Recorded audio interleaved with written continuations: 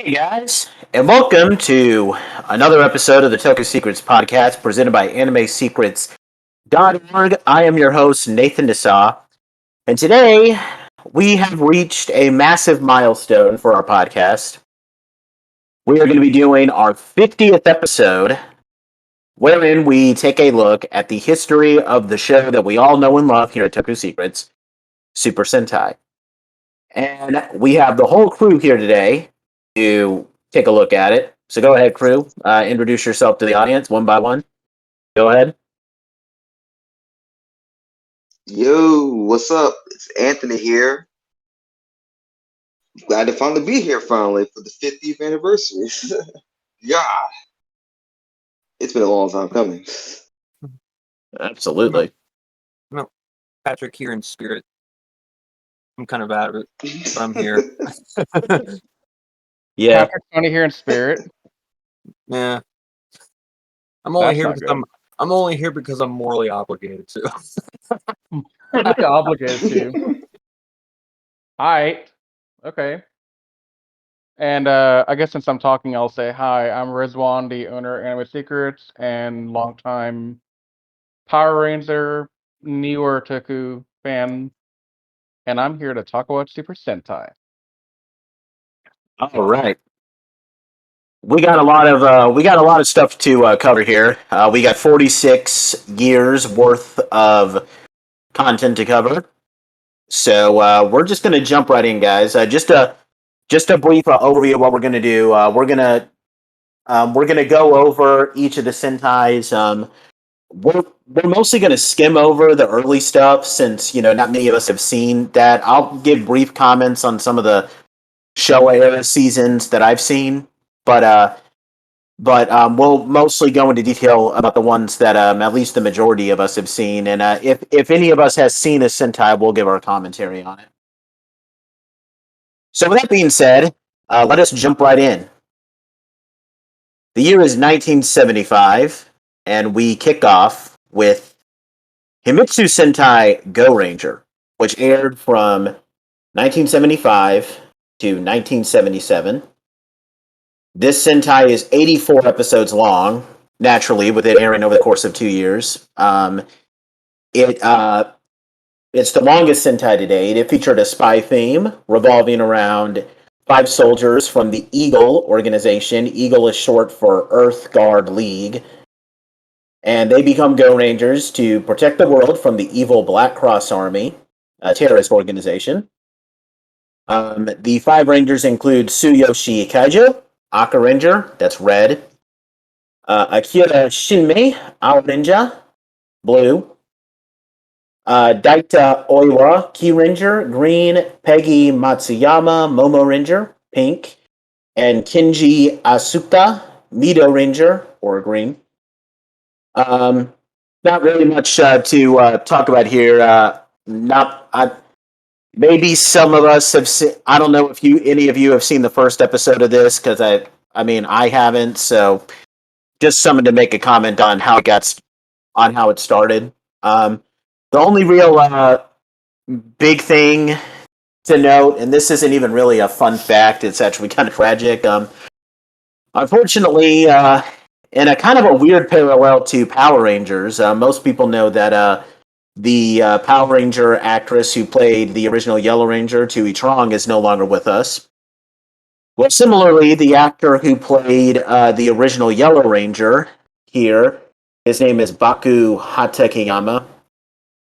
He tragically committed suicide 3 years after the series due to depression. It's very tragic. May this man rest in peace. With that being, just goes to show a Yellow Ranger curse. May both these Yellow Rangers rest in peace. So after Go Ranger, we move on for 1 year in 1977. We have jacques dengeki, which revolves around 4 young adults becoming cyborgs. They get cybernetic upgrades to become heroes and defend the world from crime. They're all based on playing cards. Red is the ace of spades, spade ace.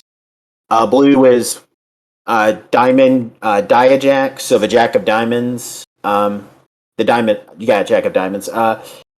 The pink ranger is the queen of hearts, heart queen, and the green ranger is clover king, so the king of clubs. This Sentai actually is kind of a first. It introduces the concept of a ranger joining the team later. Originally, it was just a four-man team with red, blue, green, and pink.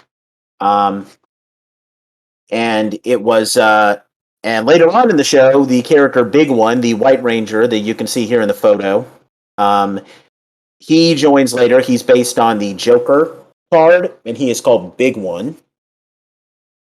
Now, unfortunately, this show was not really popular like Go Ranger because it tried to take a more darker approach, and it was canceled after 35 episodes. This makes it the shortest Sentai to date. After that, we have a brief hiatus in 1978. And no, you're not seeing things. This is Spider-Man here. No, that's Um, yep, this is Spider-Man that you're seeing on the screen. Right, it's Patrick. Patrick's a big Spider-Man fan, ladies and gentlemen. he's a big Spider-Man. Yes. Mhm. Yeah, I'm also a big Spider-Man, but you can interpret that however you want. Yeah. Yeah. Just a long story short, after jacques got canceled, Toei formed a brief. It was a contract that lasted for a couple of years with Marvel Comics, and as part of that agreement, they did a show about Spider-Man. Now, it's not the Spider-Man that we all know and love. Like, this isn't Peter Parker, and I haven't seen the show, so I don't know if it's like a guy who gets powers by being bitten by a radioactive spider or not. But It's all alien infused okay, tech and superpowers and whatnot. okay, so it pretty much bears no resemblance to Peter Parker at all. No, just Um, the costume is the only similarity between the two. Yeah. The significance of this is that it introduced the concept of a giant robot, which is what you can also see here in the photo. With Spider-Man using a giant robot, just like Peter Parker uses. Totally. So after this brief year of hiatus in 1978, we then move on to the next Sentai, Battle Fever J, which aired from 1979 to 1980. Now, it should be noted that for a while, this was considered the first Sentai because this was the beginning of Sentai airing regularly like we know now. So Battle Fever J was considered the first official Sentai up until 1995, but we'll get to that later. Not really much to talk about with Battle Fever J, except that it is the first Sentai to introduce the concept of the giant robot, which you can see here in the photo, Battle Fever Robo. After that, we have Dingy Man, an electronic theme, which revolves around descendants from a previously destroyed star to battle against people who destroyed their star. This Sentai introduced a couple of concepts. It was the first Sentai to introduce the idea of henshin devices that allowed them to transform anywhere. Because in Go Ranger, they had to transform at their base, kind of like similar to how the old Wonder Woman show did. In Jaka, they could only transform at their base in the machines, and in Battle Fever J, they literally put the suits on. So this is they actually use rings to transform, which I don't think has been used in Sentai again, at least to my knowledge. And it also featured the debut of the first transforming robot. This flying vehicle that you can see on the right-hand side of the screen would transform into the robot called Dingin, I believe it's called. I might have butchered that, and I apologize if I did.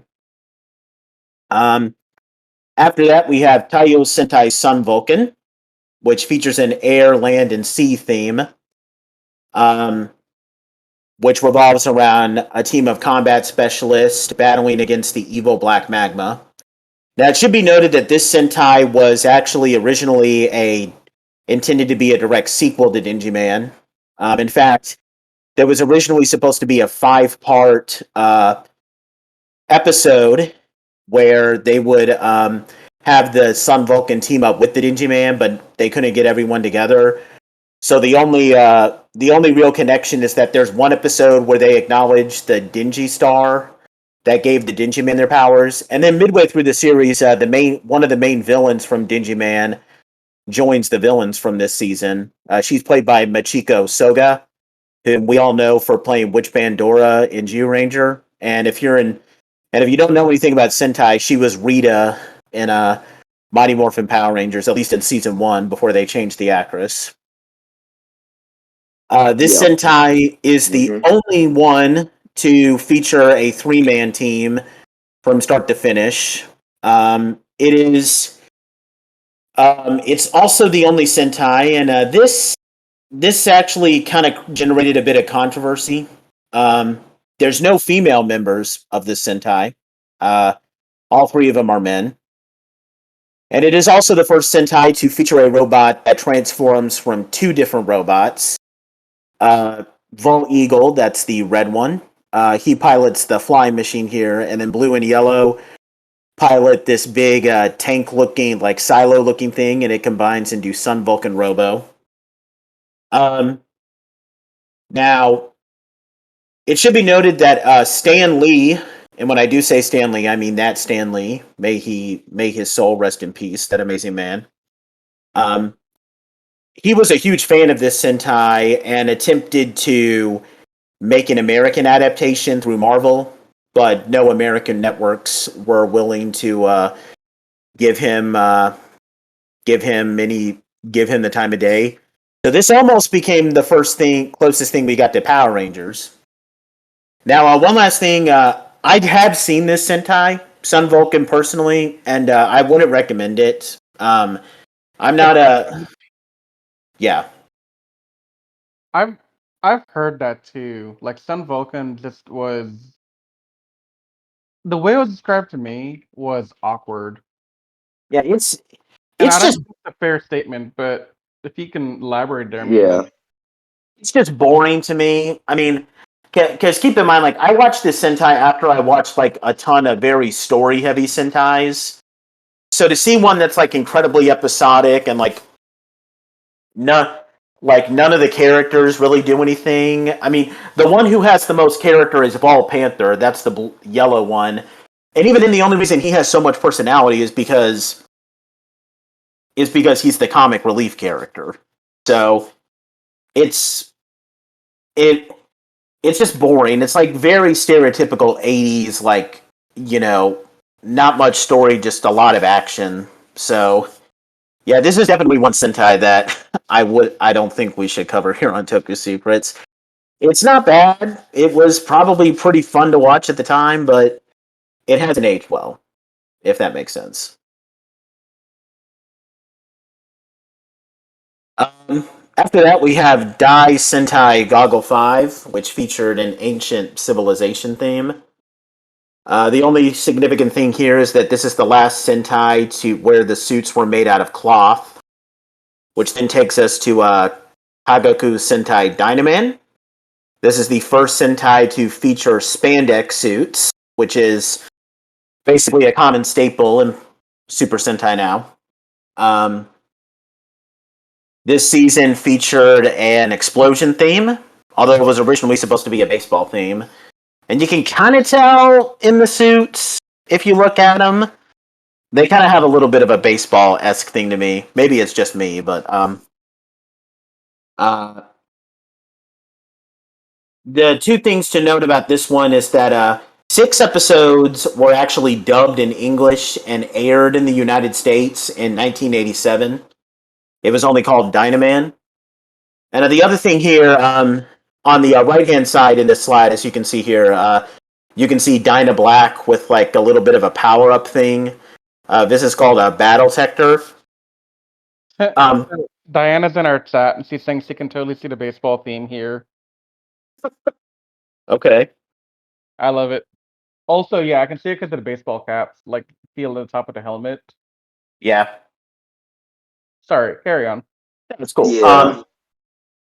So admittedly, this is just a rumor, but a lot of people think that the battle tector armor that the Black Ranger had, because only the Black Ranger could use this. A lot of people think that that was an influence for the concept of the battleizer in Power Rangers, um, which which just something to note. Um, Next up, in 1984 to 1985, we have denchi Bioman, another electronic theme, um, revolving around 5 descendants of people who were showered with special particles from a star that gives them superhuman powers to defend the world against an evil empire.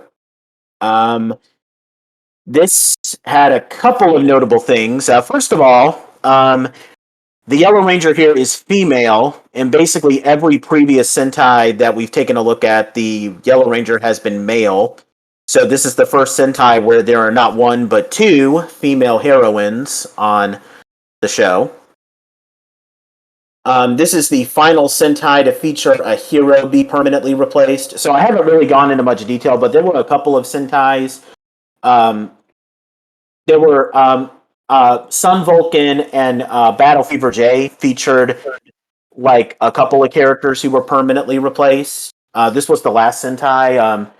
Midway through the show, the original Yellow 4 dies and she gets replaced with a different character.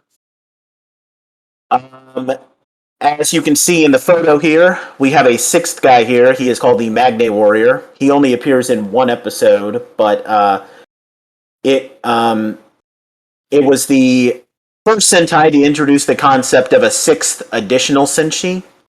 We're going to see this again, but we don't really consider this guy a ranger since his suit doesn't really look ranger-esque. But and I don't know the many of the details because I haven't seen Bioman. So, I mean, you say it doesn't look Ranger-esque, but it honestly, I see it. Okay. I mean, I don't know, Anthony, I Patrick, see what it do a y'all little bit. it's Ranger-esque in the same way that I Phantom can kind Menace of see it a little bit. Well, I'm not sure like what Phantom separated Ranger or this Magic one from. Defender esque, you know. Yeah, something like that. Well, it was the first to at least introduce the concept of an additional Senshi, which, as we know now, in Super Sentai is basically a common staple. But as you can see from the pictures that we're looking at, that's not currently a thing. I mean, how long was he active? Or was he like a true like episode to episode? I think he only appears in his Ranger form in like one episode, at least according to the Ranger Wiki. Okay, well then I wouldn't count that solely for him being there. Yeah. The last thing, in 1986, the year after this concluded, Haim Saban, yes, that Haim Saban, pitched an American adaptation of Bioman, where he called it Bioman. There's a dash between Bio and Man. Where 5 teenagers whose names include Victor, Zach, Billy, Trini, and Kimberly. Those names, four of those names don't sound familiar at all. I know those They, guys. yeah, they battle against the evil Zadar Empire. Now there was a pilot filmed for this episode. For this, I don't know if it's available to be seen, but unfortunately, Fox chose not to pick it up for a full series. So I've done some digging into this, honestly, to see like if I could find the pilot. And the best I've seen is that only the actors and some of the higher up staff even have a copy. Like I think it was Victor, the actor, who said that he knows he has a copy in the storage unit somewhere in California, but that was like 4 or 5 years ago when he was asked about it, and he hasn't yet come out and like produced it. So the common belief is it may exist in places like the storage locker, But the better answer for right now is it's lost to time, and there's probably no real copy in like a Saban vault or something. Okay, well, if anybody can find a way to like get a bootleg of it, like, Oh, dude, I'd what watch do the we do crap out that? of that. Yeah, I would love it. like do something like similar to how we can Right, still just to see see how it is. like similar to how we can still see like the Star Wars Holiday Special and the 1994 Fantastic Four movie. Somebody get their hands on that pilot. Yeah, we need it. Now, one thing. This is something Oh, that and Anthony told also us. another Yeah, go ahead, Anthony. Go ahead and say it. yeah, that's what I'm about to say was that unfortunately the would be actress who would have played Kimberly Hart in the Bioman series, Rebecca Staples, actually passed away back in January 28th of this year actually. She was born in March 31st, 1960. I don't remember exactly what was the cause of death. Um, it might have been of age. I'm not sure. Well, that is a tragedy. Um, Well, it's still tragic. It's still tragic regardless. Yeah, yeah. so it's still tragic regardless. May she rest in peace. The only other kind of notable thing is that they now I don't know what footage was used, but it did say so on Ranger Wiki, so I did want to bring attention to this. Apparently, they did use partial footage from Bioman's first episode in Day of the Dumpster, the premiere episode of Mighty Morphin. I don't know. Maybe they use like some footage like before we show the moon when the astronauts open up Rita's space dumpster, but I'm not sure. But the point is, somebody tried to leak that pilot out to the public because we need that. Um, so next up, we have Dengeki Right. Sentai Changeman, which features a mythological creatures theme, um, where 5 members of the Earth Defense Force are given powers from the Earth Force that gives them superhuman powers to defend the world from the Gozma Empire. A couple of notable things about this. First of all, this is the beginning of a big era of Super Sentai that will actually last until hold on. What year is it? 1991. So for a good half decade, um, called the Soda era, because this is where Hirohisa Soda takes over as the head writer, and Hirohisa Soda really wanted to introduce a lot of new concepts to Super Sentai. This Sentai tried to make it appeal more to older audiences, and they wanted to. And this Sentai actually kind of revolutionized how we look at. Well, it started it with the villains being a little bit more complex instead of just like really one-dimensional type of characters. I'm actually watching Changeman as we're recording this, and I can kind of tell that the villains, even though they're clearly evil, they're a little bit more sympathetic because they're not doing what they're doing for the sake of being evil. I don't want to say anything because I don't want to give spoilers in case we do cover this Sentai.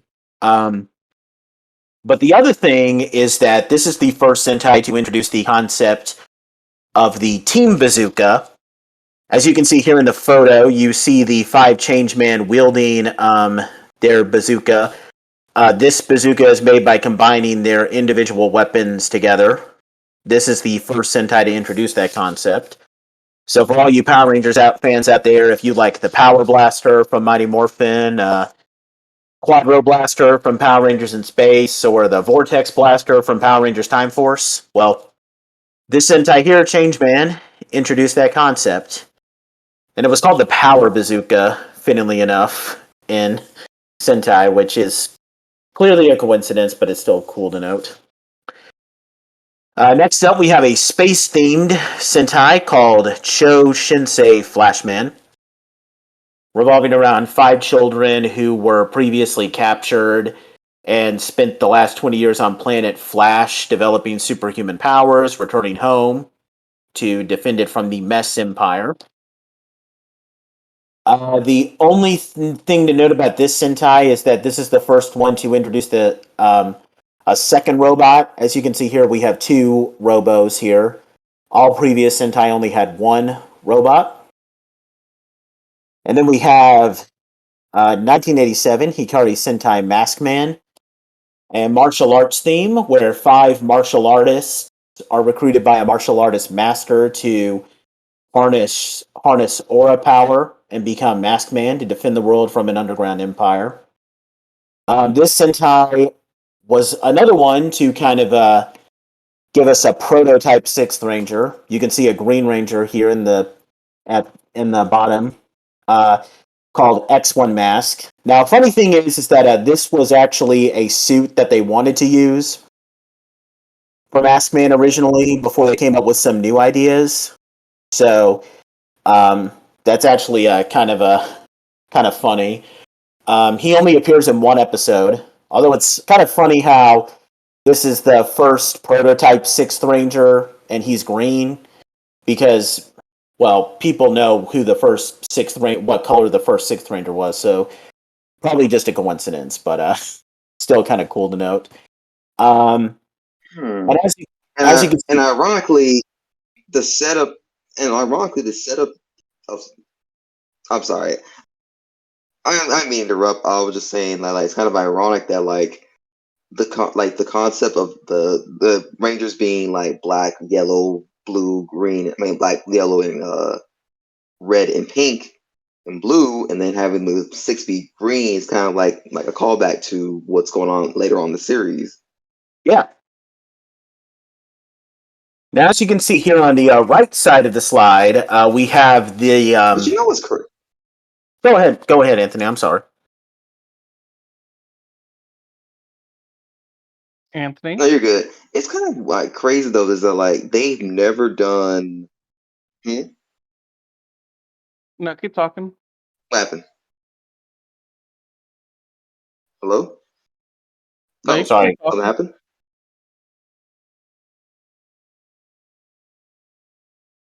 Oh, okay.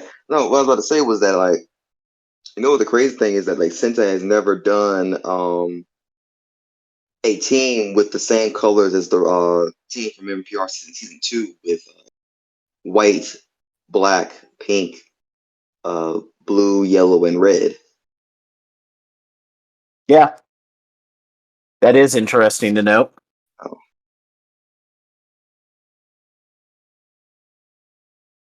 As I was saying, on the right-hand side of the slide here, we have the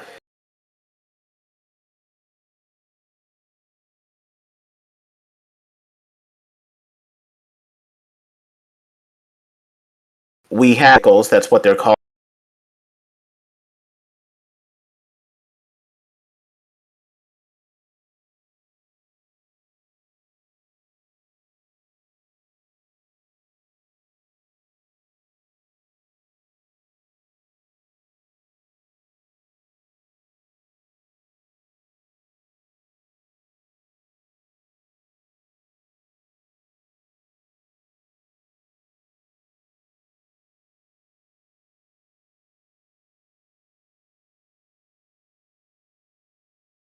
All to combine.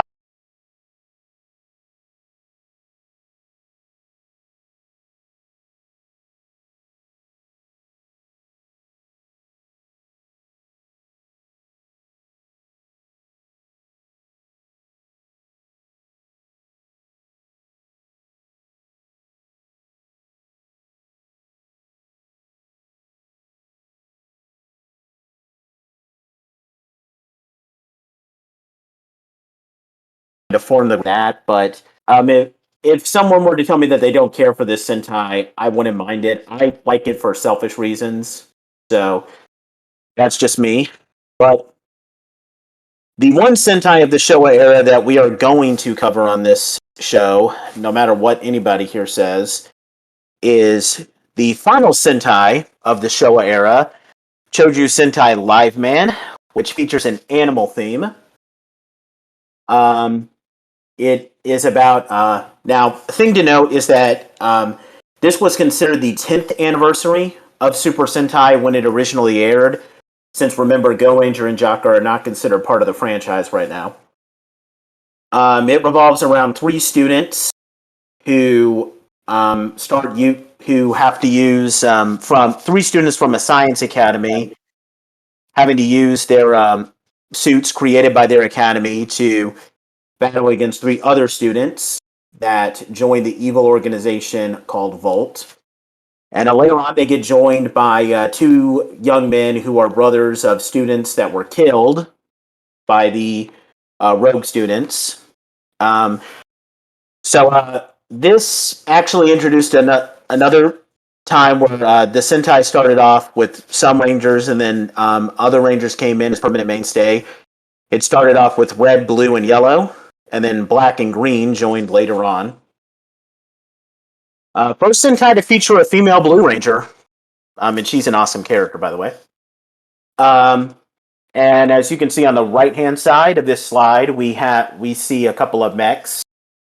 Once again, we have a Sentai introducing a concept. The one on the top here is Live Robo, which is made from the mechs of red, blue, and yellow.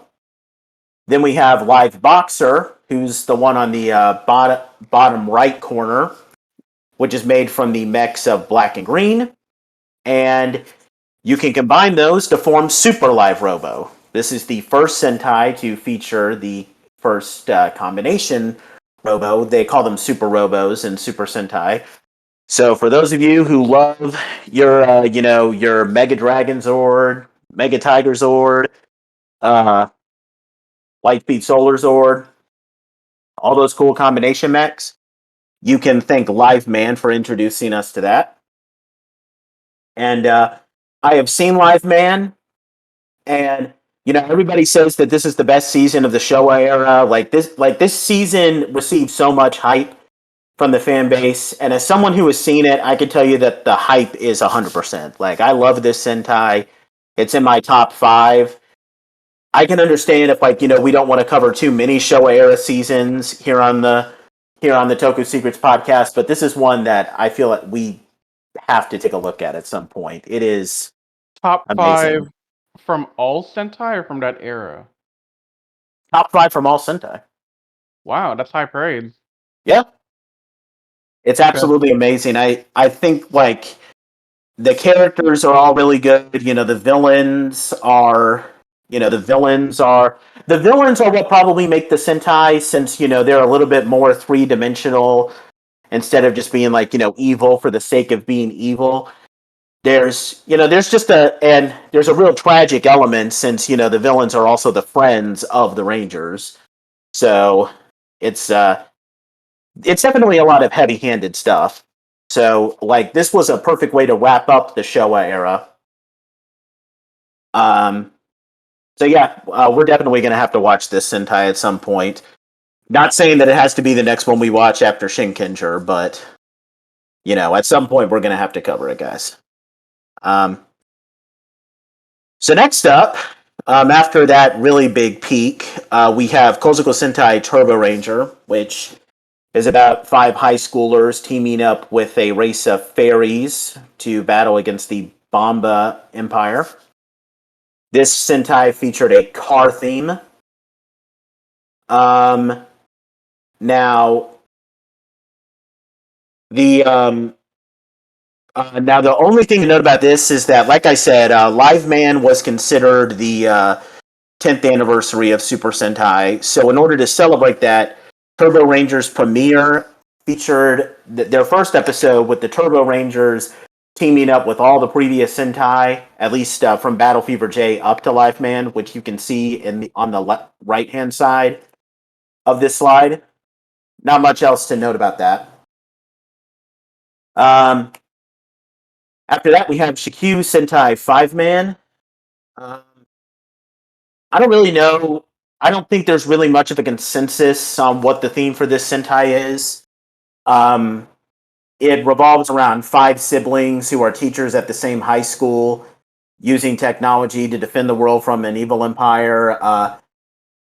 The only notable thing is that this is the first of a couple of Sentais where all 5 Rangers are brothers and sister. There's going to be a couple of other Sentai that we'll view that uses that concept. This was the final Sentai of Hirohisa Soda before he decided to retire. And unfortunately, it was not popular. This Sentai almost killed Super Sentai, actually. Toy sales were bad. It saw the worst ratings for Sentai at the time. Largely due to Hirohisa Soda kind of trying to repeat a lot of his old concepts and like as a greatest hit season. It did not work out, and it almost got the show canceled. But that's where the next Sentai, Jojin Sentai Jetman, aka the greatest Sentai of all time. I don't care what anybody else says in this. This is the greatest Sentai of all time. Comes in to save the franchise. Jojin Sentai Jetman, it features a bird theme. And it is about 4 young adults and a soldier from the Sky Force organization getting superhuman powers from birdonic waves to battle against the interdimensional Vyram. This Sentai was super popular because it embraced elements of drama and storytelling on a completely different level. It was still almost the final Sentai because apparently they thought that this Sentai was so amazing that it was a good way to end the series on. But they obviously they allowed it to continue. A couple of notable things. This is the first Sentai to feature 3 Robos. We have the Tetra Boy, the blue one in the middle here, was the 3rd one. We also got another 6th Warrior. He only appears in 1 episode. Well, 2 episodes, but his Ranger form only appears in 1 episode. Called Don. And it's funny that his name is Don in this show, given who the actor plays in the next season. And I'll get to that. Patrick can help me out. Funnily enough, this Sentai was actually so popular that 3 years after it came out, there was a manga series based on it. It's considered non-canon because there's a lot of inconsistencies. The only other thing I'll say before we kind of go into this, because this is the last Sentai before we are going to start kind of digging in, all of us. This Sentai was almost adapted into Power Rangers. Saban attempted to use Jetman as his first season, but Fox decided to use the next Sentai as the first successor due to its theme supposedly appealing to children more. We'll get to that in the next slide. So have I said that Jetman is the greatest Sentai of all time? Because if not, it's the greatest Sentai of all time. The drama and the characters, Black Condor, Guy Yuki is probably my favorite Ranger ever. It sucks that his actor is coming to Power Morphicon this year, and I'm not going to be able to meet him, but I hope that I will be able to meet him soon.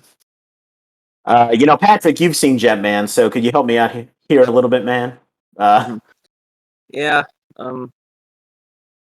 Probably out of every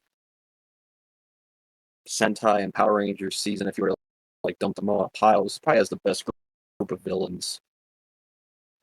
Absolutely. Writing-wise. I don't know if I would say it has the best written cast of Rangers, but the writing that was there is top notch for sure. The best way I can recommend this season is if you're familiar with Gotcha Man or Battle of the Planets, as it was known over here in the United States for a long time. It's heavily inspired off of that anime series, even down to the bird motif. So if that's the kind of thing you're into, this is a Sentai you should definitely check out. It's one of the best ones. It's not my personal favorite, but it's definitely worthy of the praise that Nathan's been giving it. Yeah, I can understand you saying that it doesn't have the strongest cast. Like I can understand that blue and yellow aren't Yeah, the are kind of strongest characters. they're So kind of I can, left in the dust compared to the others. yeah, I can sympathize with that. So I understand that maybe not the best team overall, but like red and black and white to a lesser extent Mhm, kind of really raised the bar for me. So mhm.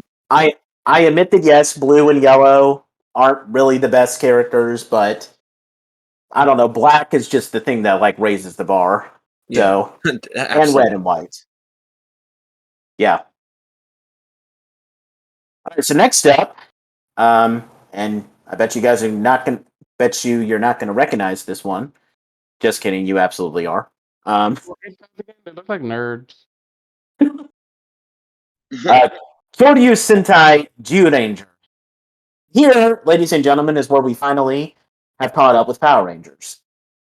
This Sentai features a dinosaur theme and revolves around five nobles from an ancient human from prehistoric times. They are awakened from stasis to battle against the evil witch Bandora and her gang of monsters as she prepares to continue to conquer Earth. The five include the red Tyranno Ranger, Geki, the black Mammoth Ranger, Goshi, the blue Tricera Ranger, Don. And by the way, the reason why Don is here is because the guy who plays Don, the Blue Ranger, he actually plays the bird-looking ranger here in the Jetman thing that you can see here, and the character's name is Don in Jetman too. So that's just a really funny thing. Totally a coincidence, probably, but yeah. Um, the Yellow Tiger Ranger, Boy. The Yellow Ranger is female here, and his name is Boy, which is just insane.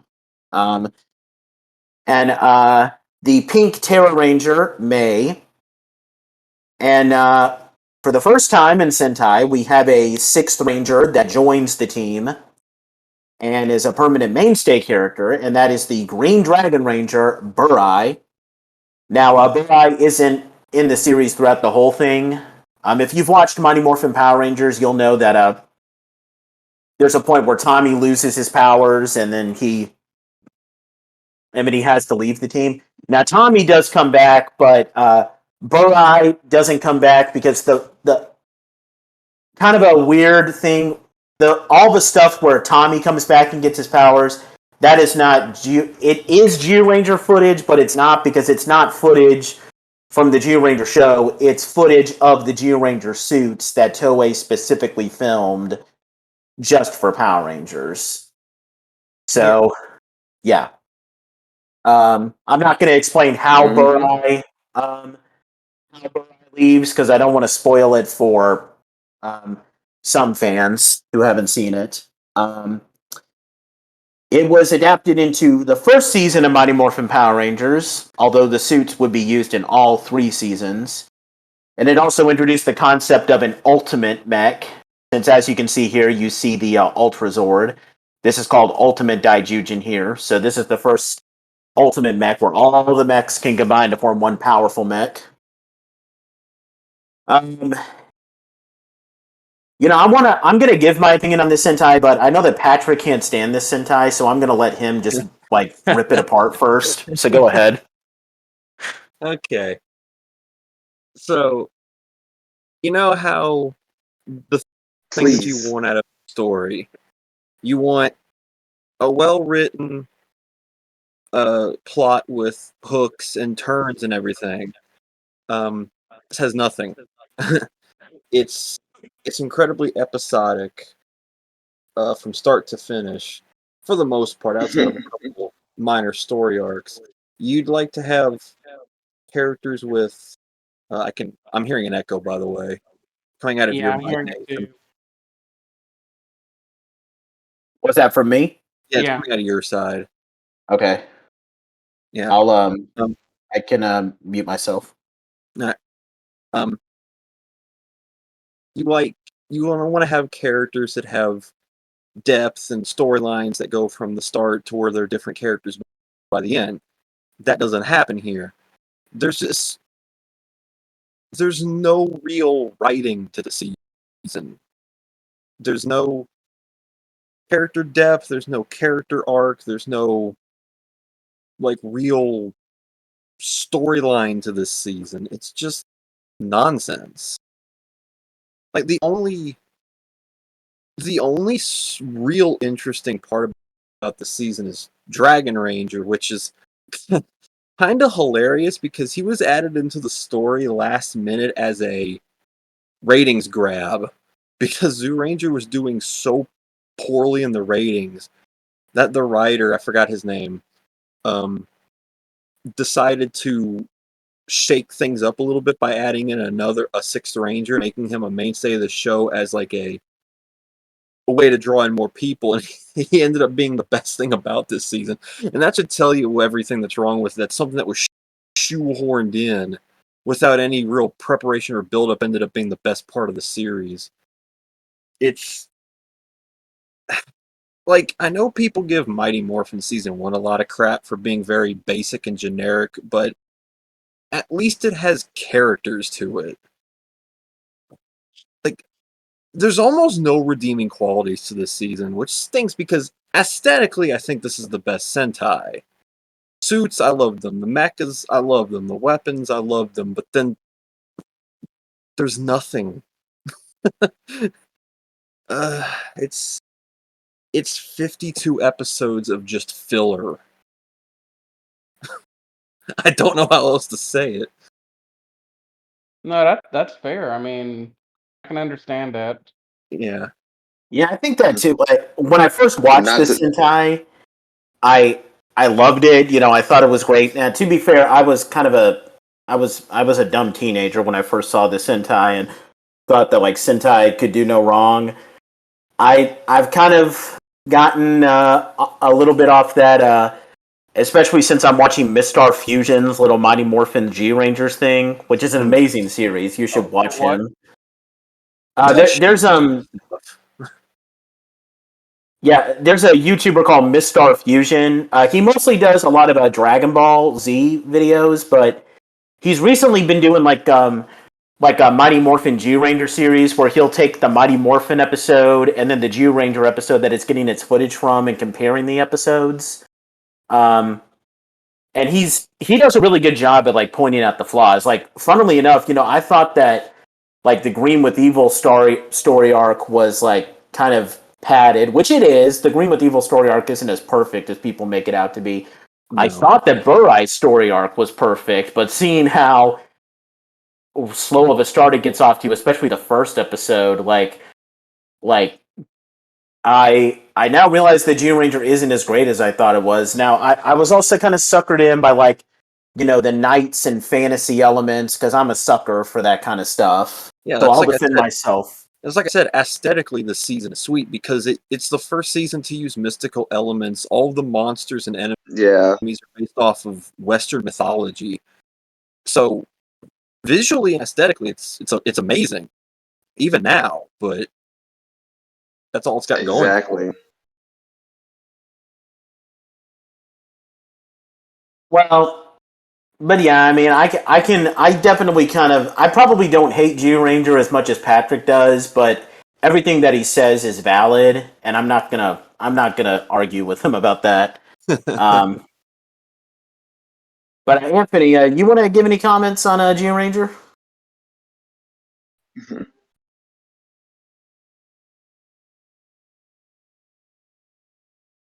Uh, it focuses way too much on the child of the weak situations.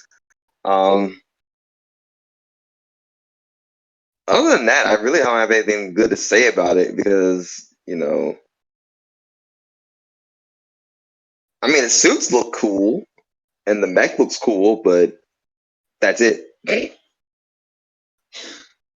Yeah, the Absolutely. the kids of the week get more character development than the actual Rangers do. Please tell me y'all heard that. We heard it. Yeah, we did. Hmm. Yeah, but don't only watch this season if Okay. you're morbidly curious about Mighty Morphin Sentai counterpart. Yeah. If you're not interested in that, Please skip this season. It's so bad. Okay, next up, in the second Mighty Morphin Sentai, Gosei Sentai Die Ranger. This Sentai features a Chinese mythology theme where 5 descendants from the Dai tribe must come together to fight against the evil, villainous group of leather fetishes called the Gorma tribe, Yeah.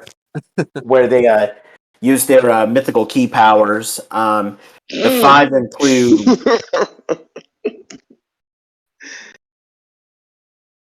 5 include Rio, Rio Ranger, red, the green Shishi Ranger, Daigo, the blue Tenma Ranger, Shoji, the yellow Kirin Ranger, Kazu, and the pink Hoa Ranger, Lin. They later get joined unofficially by a skateboarding child named Ko, and I do mean a child, and I'll get to that in a second. The Kiba Ranger, white. Now, this Sentai has been adapted into Power Rangers, but in different ways. So, the main adaptation was in Mighty Morphin Season 2. They used mecha footage from this, so the mythical Key Beasts and so this season's mechs were used for the Thunder Zords in Mighty Morphin Season 2. As you can see in the photo here, the White Ranger suit, the 6th Ranger, was used for the White Mighty Morphin Ranger, starting in Mighty Morphin Season 2. Monster suits were used in Mighty Morphin Season 2 for the second half. The Henshin devices, like the morphers for the main 5 Rangers, were used. A slightly repainted version was used in Lost Galaxy for the Magna Defender morpher. The suit for the main villain was used for Master Org in Power Rangers Wild Force. Sorry that I had to mention that season, Riz, although we're going to have to mention it later too. Turn to favor one day. Now this is just rumors, but according to some rumors, during the Lost Galaxy saga of Power Rangers Lost Galaxy, the final story arc before the finale, they apparently wanted to implement some ideas of like ancient Power Rangers that were tied to the plots to the conflict with the Quasar Sabers 3,000 years ago. Had they gone with that, they would have used. Apparently, they would have used the suits for the main 5 ones: red, green, blue, yellow, and pink. Patrick's not a fan of this Sentai, and honestly, I'm not either. I think it's boring, to be honest with you. Like, I know that people love this Sentai, but the more I think about it, I think it's really just a style over substance, because there's a lot of cool things about it, like the key theme, the suit designs are awesome. I really love those suits, but there's nothing of substance to it. Like, I can't really remember anything about any of these 5 Rangers. I mean, I think Lynn is okay. I mean, I think she's okay, but none of these Ranger characters interest me. The Yellow Ranger was probably one of the worst Rangers ever because he doesn't have a single focus episode. Kiba Ranger is just annoying. Thank you. I really don't like him. Thank you. I think it's a style over substance, and I can understand you liking like the key and like martial arts themes of this Sentai. It's fine, but as far as like the substance of this season, it's just not. Another it just thing doesn't do it for me. Another thing that rubs this season the wrong way for me is that people give Q Ranger crap for being so Red Ranger heavy, but this season is just as bad, if not worse at times. Like, Real Ranger does everything. Yeah. And I'm everything. Now, I don't want to insult Ryu Ranger's actor because I have actually met him and he was really awesome. So I liked meeting him, but as far as his character is concerned, it's just Yeah. But yeah, I'm gonna agree with you on the whole because I genuinely don't remember anything about this season up until the finale. Because the finale just really buried this season for me. The ending was a cop out. Yeah, it absolutely was. Yeah, I don't want to go into much detail because we don't want to give spoilers to the people here, but yeah, explaining why it's a cop out literally ruins the entire season. Exactly. So, but yeah, it felt like I got it. It literally just tells me that you just wasted your time watching the season. So. Did you want to give any comments on this one, Anthony?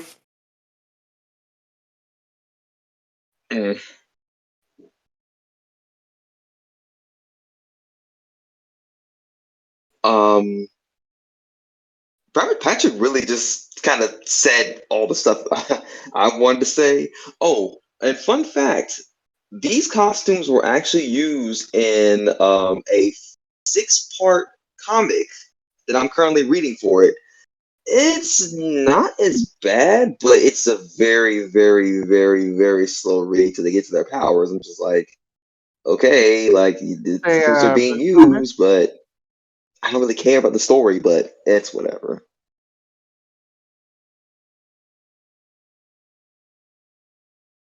Yeah. Okay. All right. Next up, we're going to move on to the. They pretty much adapted like all like the suits, but for some reason they added a Black Ranger to it too. So it's like weird. Okay, that's interesting. Sorry, that was like the weird delay. I don't know why it's keep giving me a 8-second delay for some reason. I don't know why. Yeah, we're having some audio difficulties here, guys. We apologize for that. So next up, we have our last Mighty Morphin Sentai. That's what I call these three Sentais. Ninja Sentai Kaku Ranger, which features a ninja theme. Duh. It's all about 5 descendants of the great ninja taking up their family heritage to become Kaku Rangers and defend the world from the demonic yokai. It includes Tsuruhime, Ninja White, Sasuke, Ninja Red, Saizo, Ninja Blue, Seikai, Ninja Yellow, and the English-speaking American cowboy, Jiraiya, Ninja Black. And they're also, later on in the show, assisted by the Ninja Man. That's what he's called. He doesn't have a human form. Now, this Sentai, as you can tell, was adapted. Mecha footage and monster suits were used for early episodes of Mighty Morphin Season 3, and it would be adapted more directly in the Mighty Morphin Alien Ranger saga. Ninja Man was adapted into the character of Ninjor for for Mighty Morphin Season 3, and then when they did the Alien Ranger saga, they used the Kaken Ranger suits for the Alien Rangers. So this one, looking back, this is probably my favorite of the Mighty Morphin Sentais because, this Sentai. So this Sentai actually took a very campy tone early on, and it's absolutely amazing. Oh, it's very 60s Batman inspired. Yeah, there's literally scenes where like they're hitting enemies, and you have words blasting out of the screen, like the Adam West Batman series. Mm-hmm. And it takes a more serious tone in the second half of the show. And I think that the transition was actually pretty good. Like, this is one Sentai where, it gives a shift in tone, but I actually think it handled it good. I wouldn't say that these, I think the reason why I like it, well, I like the ninja theme, and, there were a lot of really cool, memorable moments. I wouldn't say that the Kaku Rangers are the strongest team, but at the very least, in the early episodes, you can tell that they hate each other and they have to learn to be more of a team.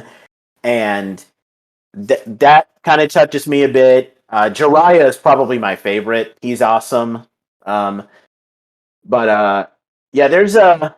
This is one where I can't quite go into that much detail because I just think it's a really good one. Of the three Mighty Morphin Sentais, I would probably recommend this one the most. Yeah, it's not even close that this is the best of the three. I probably like this season more than most people tend to because I don't really see many people talk about Kaku Ranger online. But yeah, the character development amongst the team is a slow burn, but it really peaks at the finale. And Absolutely. and it gets really, really heavy too. But yeah, the transition from the lighter tone to the darker tone was very fluid. And it had a lot to do with the introduction of Gasha Skull, who is Rito's counterpart. Because I know that Rito is basically a Three Stooges character in Mighty Morphin, but in Kaku Ranger, his Sentai counterpart is the exact opposite. Yeah. Yeah, he kills people for making jokes. So his introduction to the season really shifted the tone of everything, and it was like after he shows up to the ending, it's one of the best Sentais I've seen personally. So, and I would honestly say that the main villain, I can't remember his name. Dynamin. Yeah. He was adapted into Master Bile season 3. He's a pretty intimidating villain too, and might actually be one of the most powerful villains in Sentai, considering how they have to defeat him. It's probably because he had the most direct direct interaction with the Ranger team, because the Kaku Rangers directly fought him half a dozen times before the finale or something. Yeah. It's actually kind of impressive because you don't normally see main antagonists get that involved that often.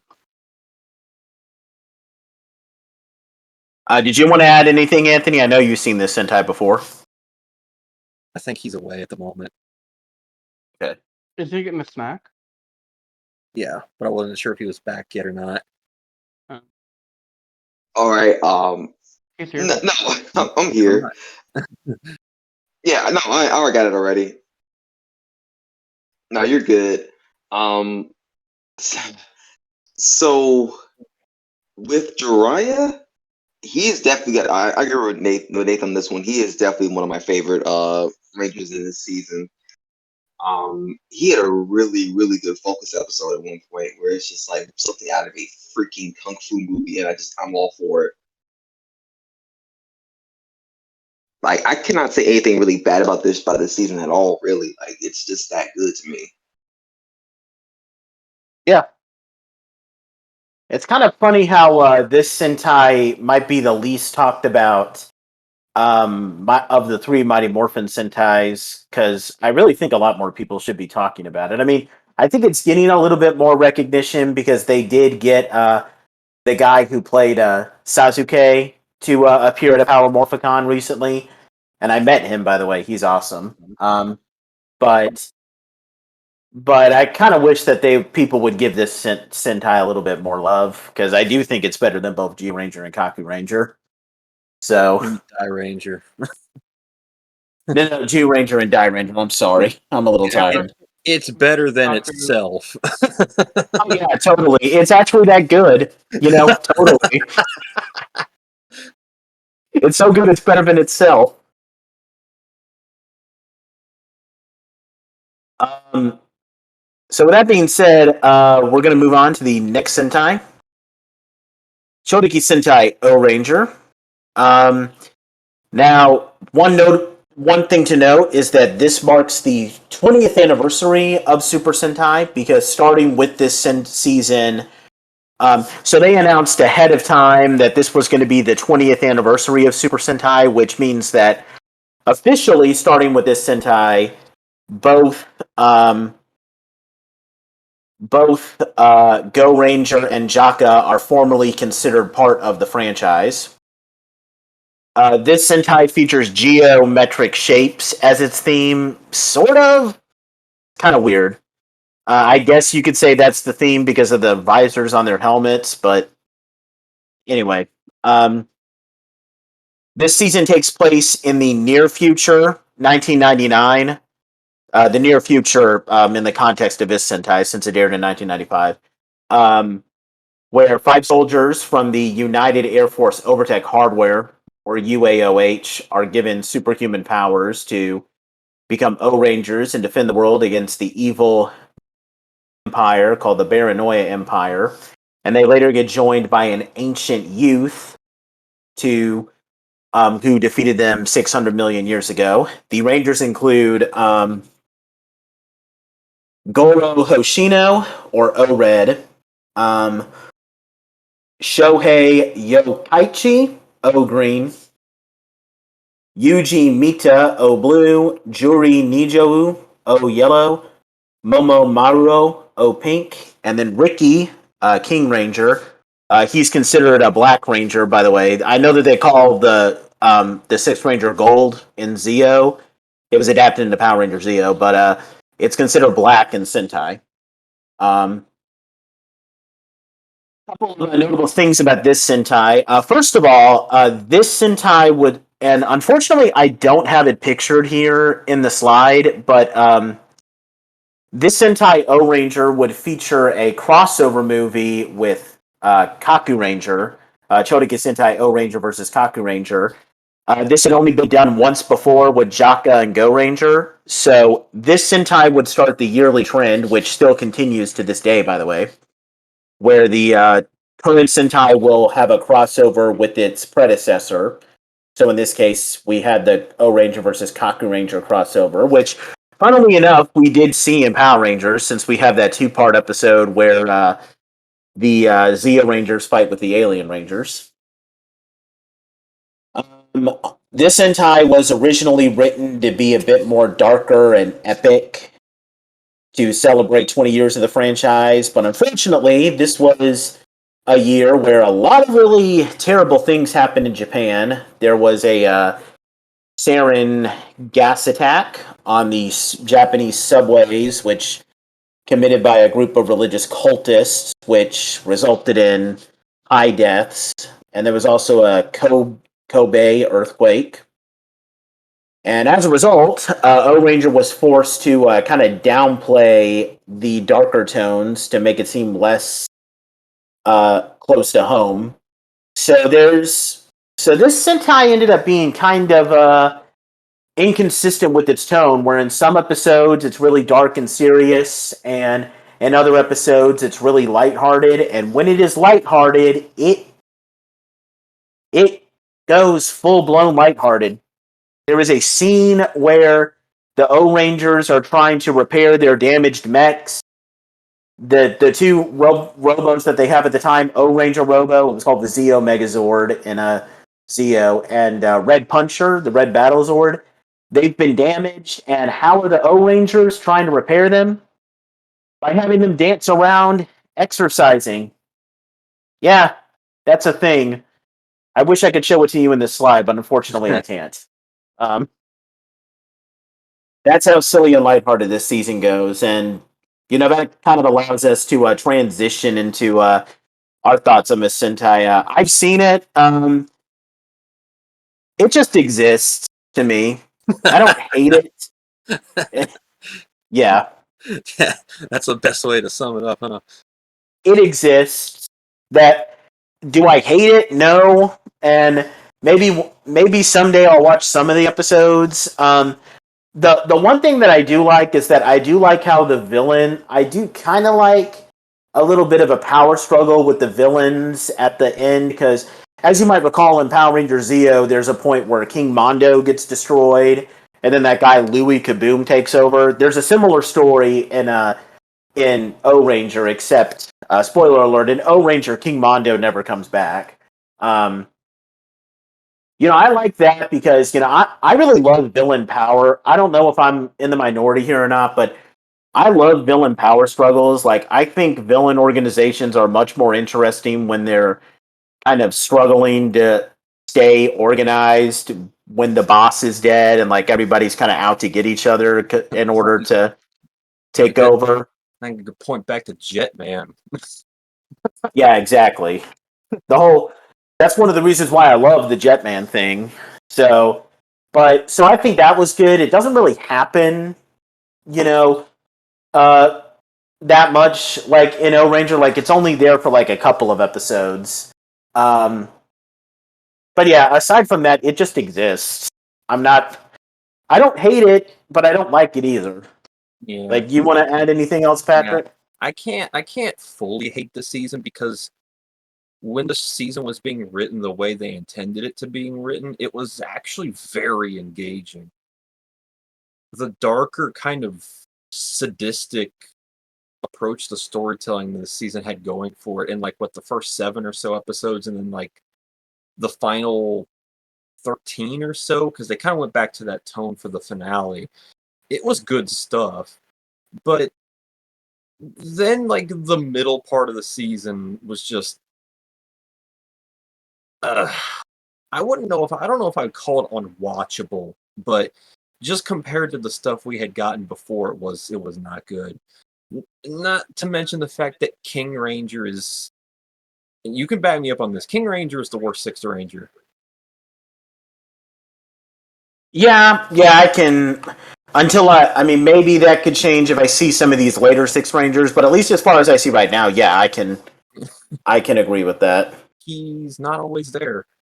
He doesn't. Patrick, Huh? I can name a Six Ranger worse. Who? Well, we're not counting Power Ranger characters, Riz. Oh no, no, I'm talking about Sentai. Oh, who's worse than that? You can talk about Star Ninja. Yes, I am actually. Okay, Well, save anything you want to say about Knee Ninja until we get to that, Riz. I haven't Let's not seen do that. this season. Fine. Yeah, but yeah, there's just nothing of note to this season, really. Like you said it perfectly. It just exists. Yeah. Man, that's all you can really say about it. Did you want to add anything, Anthony?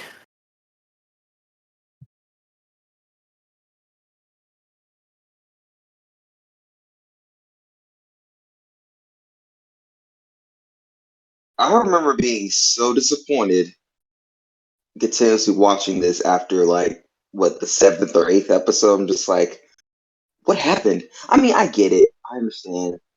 Tragedy happens in real life. They didn't want to, I guess, turn off their audience or like be like, hey, like what's all this dark and crazy stuff that's going on here? But I felt like it was kind of like a bad timing, I'm gonna say. And some episodes were just too egregious. I'm like, why did they even make this? And I also agree with I think Patrick. I think no, yeah. Patrick said that King Ranger is the worst. Yeah, he's definitely the worst in my first opinion.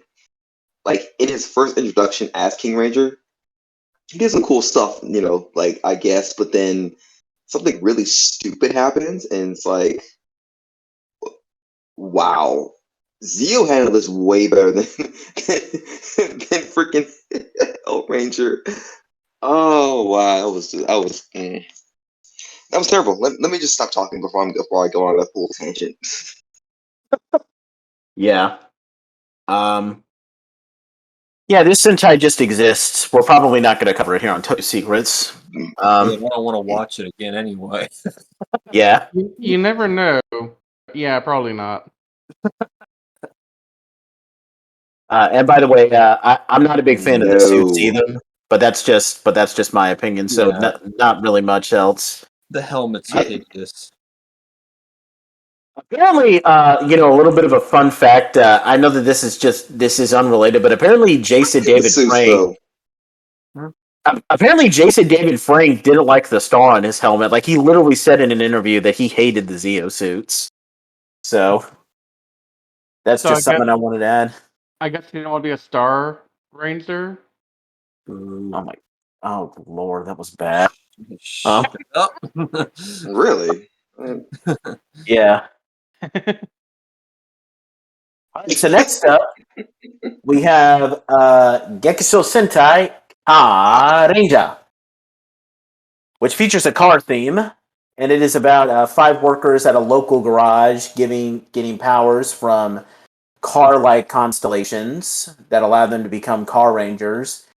and defend the world from a villainous gang attempting to blow up the Earth called the Bozak. They include Kyosuke Jinai, Red Racer, Naoki Domon, Blue Racer, Minoru Uezugi, I always have issues pronouncing his last name, Green Racer, Natsumi Shinohara, Yellow Racer, Yagami, Pink Racer, and they're also assisted by a robotic police officer called Signal Man, which has no human form. There's some other people too. Like there's this one little girl who's like a huge fan of theirs that creates her own white racer suit. You can see here in the photo.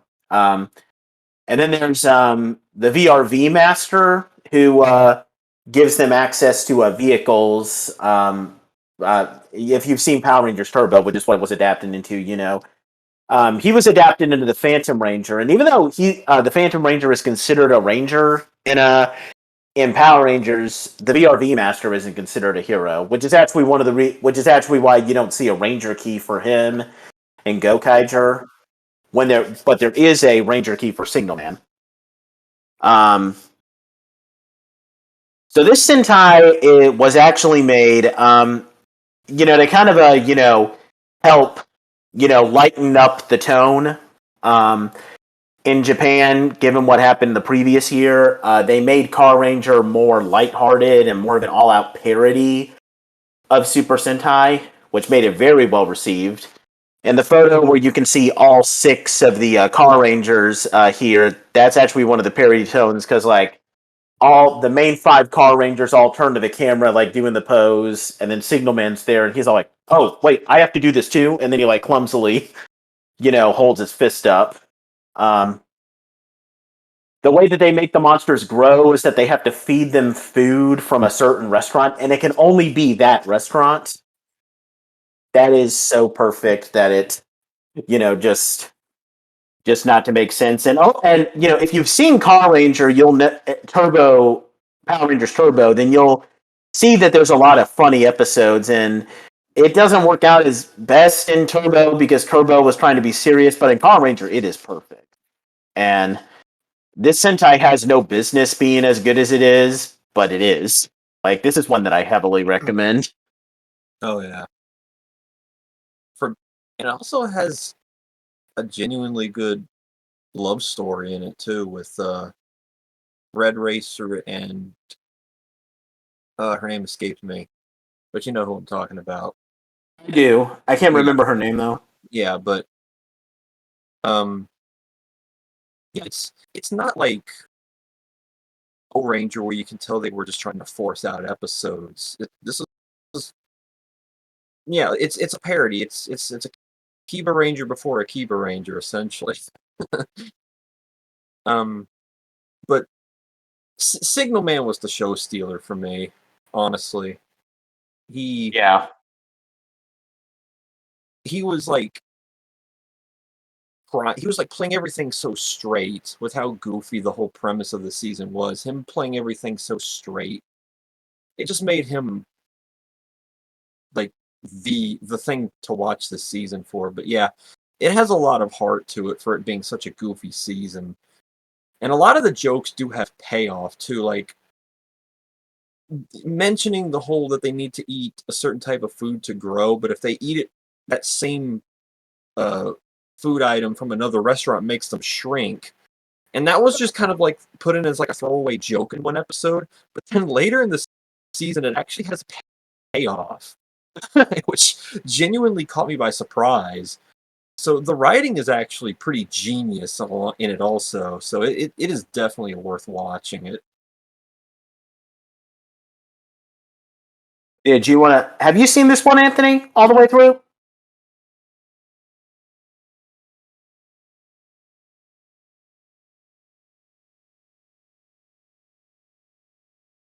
We have Anthony here. Way through, yes. Okay.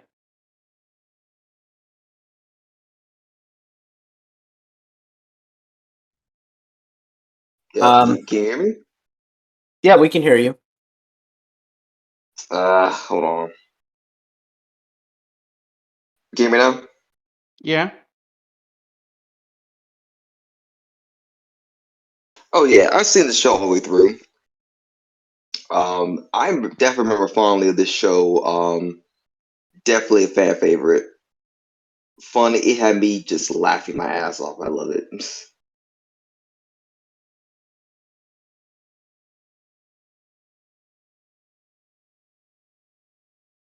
Okay. Well, that said, let's move on to the next Sentai.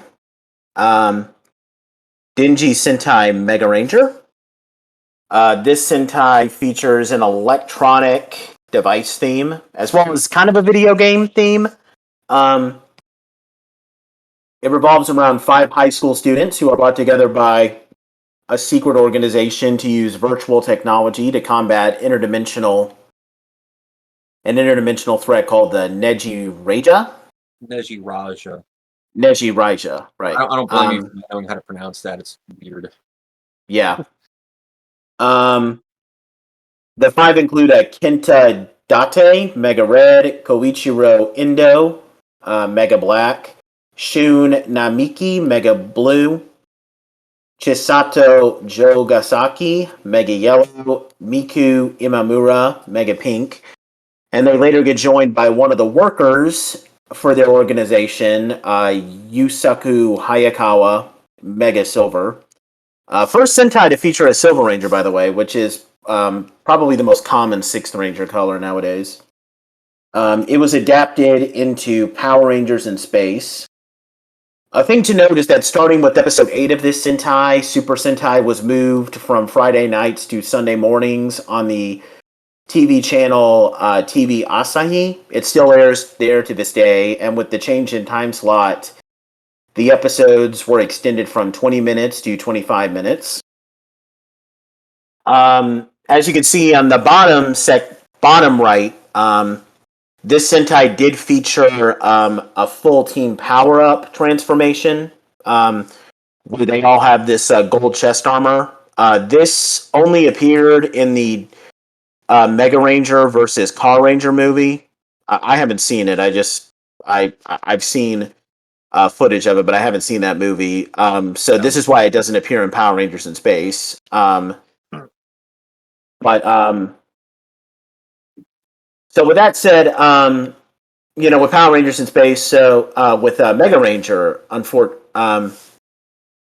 Mega Ranger is unfortunately a victim of circumstances that it has no control over.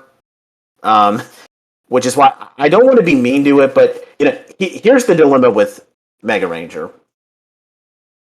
It was adapted into this Power Ranger season that a good chunk of the fan base considers the greatest of all time. I'm pretty sure all 4 of us consider Power Rangers in Space our favorite season. Oh, yeah. So, when you go into that season, when you go into Mega Ranger, you have high expectations. So if we're gonna talk about Toku's Tokusatsu shows, Power Rangers in Space is like getting a steak and lobster dinner. So you go into Mega Ranger and you want a steak and lobster dinner, but instead you get a hamburger. Now it's not a bad hamburger. It's not like a terrible McDonald's hamburger. It's like a gourmet burger that you get at like some local mama and papa's restaurant. Is it bad? No. Is it? In fact, you might even enjoy it. It's pretty good. It tastes really good, but when you compare that to what you thought you were going to get, you can't help but feel disappointed. And that's exactly what Mega Ranger is. I like this Sentai. I think that the Mega Ranger characters are all interesting characters. I can't think of a single character that I don't like. Mega Silver is kind of meh to me, but I don't know. But I don't hate him. And the villains are okay, interesting characters, but again, you compare them to how amazing the in-space villains are, especially when you compare Ecliptor to I can't remember what that. Yeah, Uganda, right? It's like this season is just completely overshadowed by its Power Rangers counterpart, and I hate it because it's not a bad Sentai, but it's all it's hard to not compare it to Power Rangers in Space, and I feel guilty that I make that comparison, but I can't help it. I mean, you're gonna want to make. Everybody tries to compare a Power Ranger season to a Sentai counterpart because it's, they're using the same source material and all that stuff. So I mean, it's a fair comparison, and I do it too. And it's kind of one of the reasons why, yeah, the season isn't quite as good. I mean, even if you judge it on its own merits, the core 5 Rangers are probably maybe the best in the entire series. Like, I would go that far in saying that they're the best core. Absolutely. But outside of that, the story doesn't really start until like episode 30 something when the Neji Rangers show up, which is the season's equivalent to the Psycho Rangers. Once they show up, that's when the story really starts, and that's like 3/4 into the season. And then the villains don't really have any depth until 5 minutes until the season ends. Yeah. Dr. Himmler, who's the main antagonist of this season, literally he spills his origin, motivation, and all that stuff when he's practically dying in the final episode. So there's a lot of dropped balls in that regard, but I still say it's worth watching just solely because of the core 5 Rangers. They really hold this show up on their own. I think they do a good job. Like the high school element of the show, I think is really good. Oh yeah, I definitely like that. That's something it beats in Space on for sure. Well, they kind of dropped the high school element of in space. Like that's why I say that. Yeah, exactly. Did you want to add anything, Anthony, to this one? Commentary on this? I actually did like Mega Man a lot. Still not. Like, I still like In Space more, but for me, it's like I don't know. I'm just so used to In Space, but then you watch Mega Ranger, you're just like, oh wow, they actually do the high school secret identity thing a lot better than most Ranger series I've seen. So that's my personal opinion. The only thing I will say that I kinda that Mega Ranger does just maybe a little bit better is how they end the Neji Ranger and Psycho Ranger saga, because yes, the Neji Ranger and Psycho Ranger saga are both effectively like the same story. Like you have this evil team of Rangers and they're battling against our main team of Rangers, but they're secretly just being used as a scheme by the main villain to kill his boss. I don't want to spoil how that ends because I think we can agree that since In Space is our favorite season, we're probably going to have to cover this season on the podcast at some point. So I don't want to spoil it for anybody, and not Riz either. But I do think that the way that, especially the last episode of the Neji Ranger saga, I think that plot's handled a little bit better in Mega Ranger.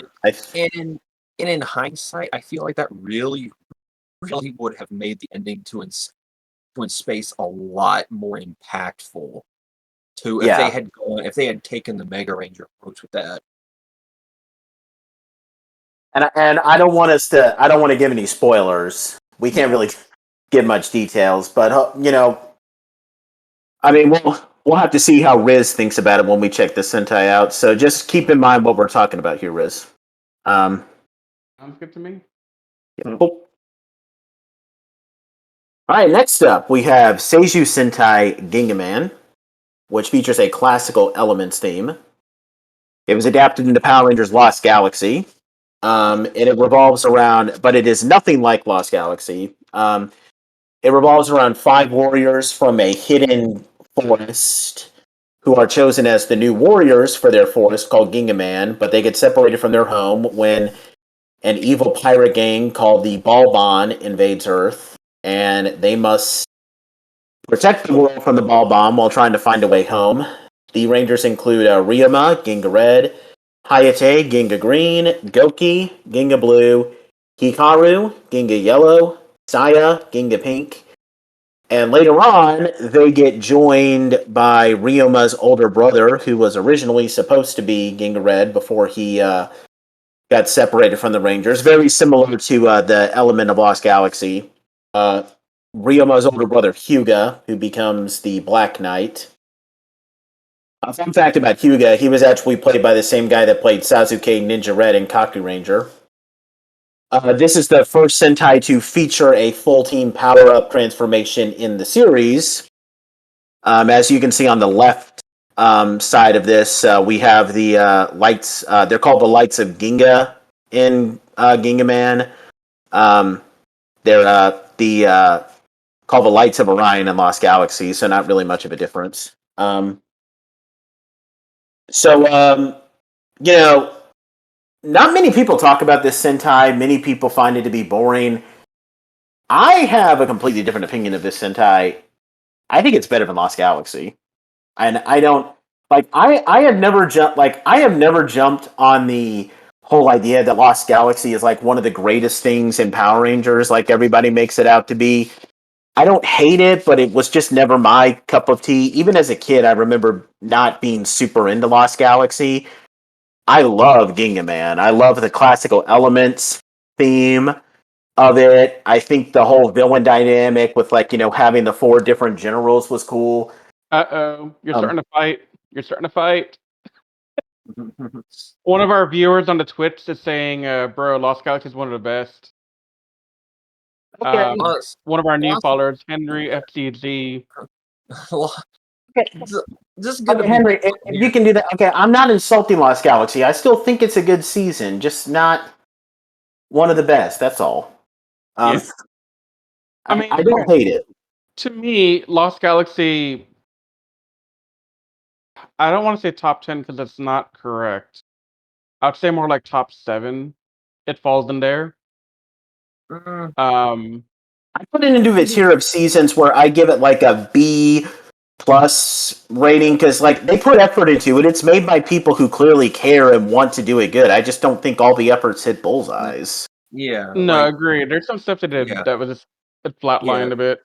The two things that really kill Lost Galaxy for me, just to kind of bring this thing to a close, is the Lost Galaxy arc was a mess, and as cool as the space station idea was, it kind of wrote them into a couple of holes that kind of broke the illusion a little bit, which Ginga Man doesn't have to suffer with because it's on Earth. So, how are the Lights of Orion on Terra Venture? yeah, exactly. Thank you. That makes no sense. No matter how much you think. The world may never know. Yeah. This ancient power source is located on what's probably an artificial biodome on a space station. Yeah, that makes a lot of sense. As for Ginga Man, Welcome to Power Rangers Logic 101. I love the classical element theme. All the Rangers have power over classical elements, and I think it's awesome. I think we get some good I think the character development for Ryoma Red is actually a little bit better than Leo. Now I think Leo is well handled, but I think with Ryoma they really do a good job at him wanting to live up to his brother's legacy, and especially at the end. I don't want to give any spoilers, but there's a point where where his test to see if he really is good without his brother is put to the test, and I think it works out perfectly. I love the other Rangers, not all of them. I love everyone except Hikaru. Ginga Yellow. Ginga Yellow is super annoying. I hate him.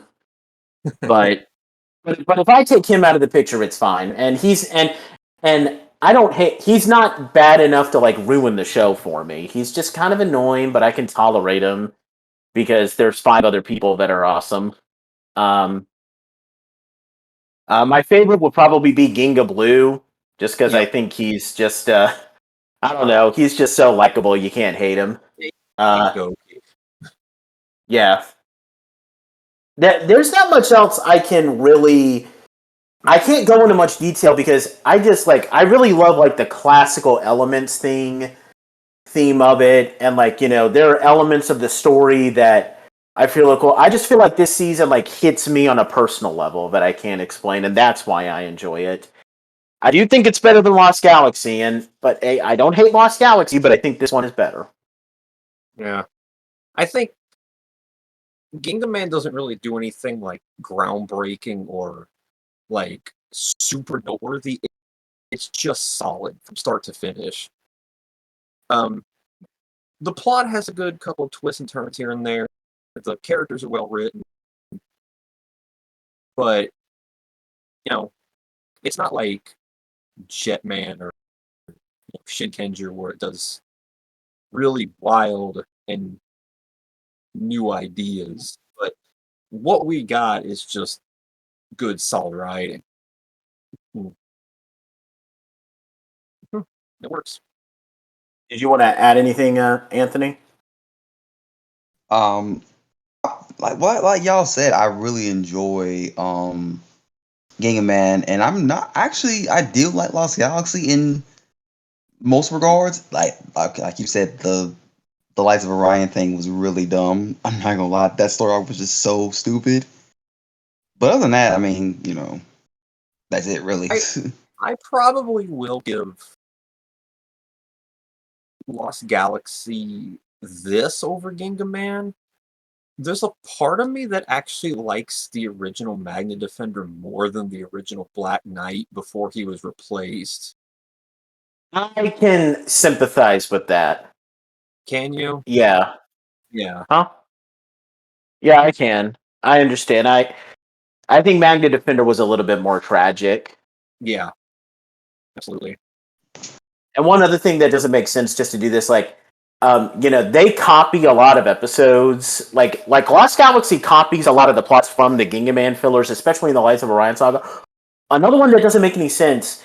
There's an episode where the Pink Ranger. It's an episode where they're looking for the Lights of Orion or the Lights of Ginga in Ginga Man's case. Both episodes are exactly the same, where there's an actress filming a movie that looks exactly like the Pink Ranger, and then she gets hurt, and then the Pink Ranger has to fill in.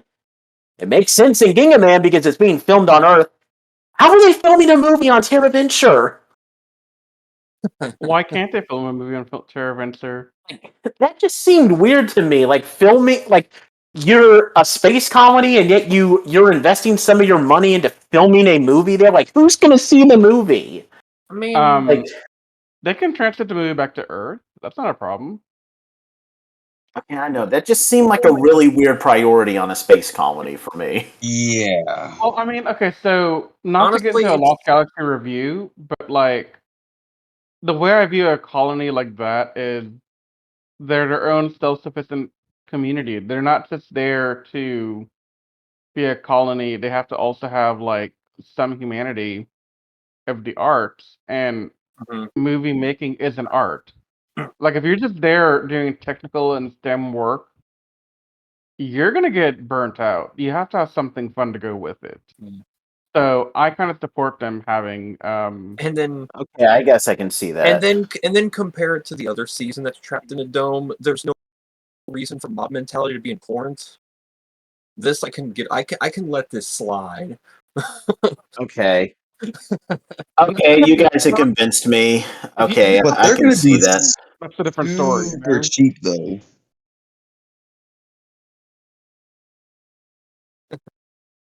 Well, anyway, let's move on.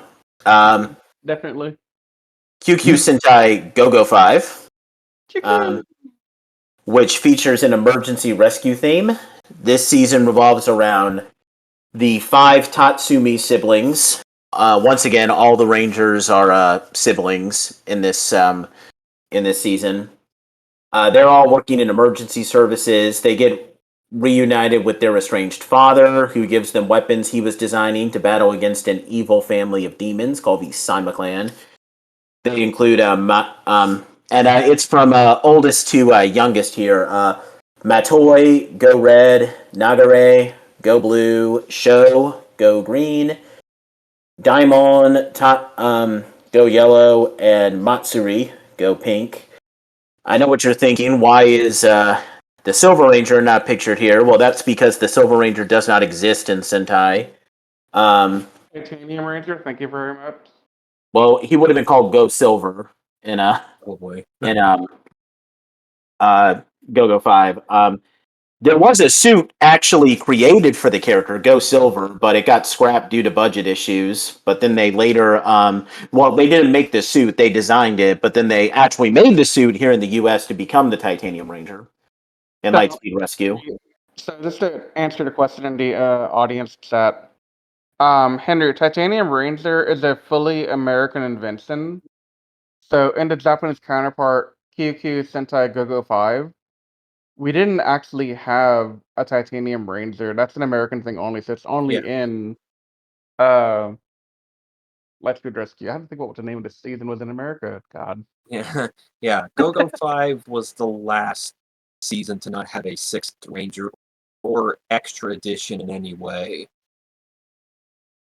Well, there was kind of a ranger-like figure in the movie. I don't have him pictured here because I never watched the movie, but that's it. Go-Go 5 is have you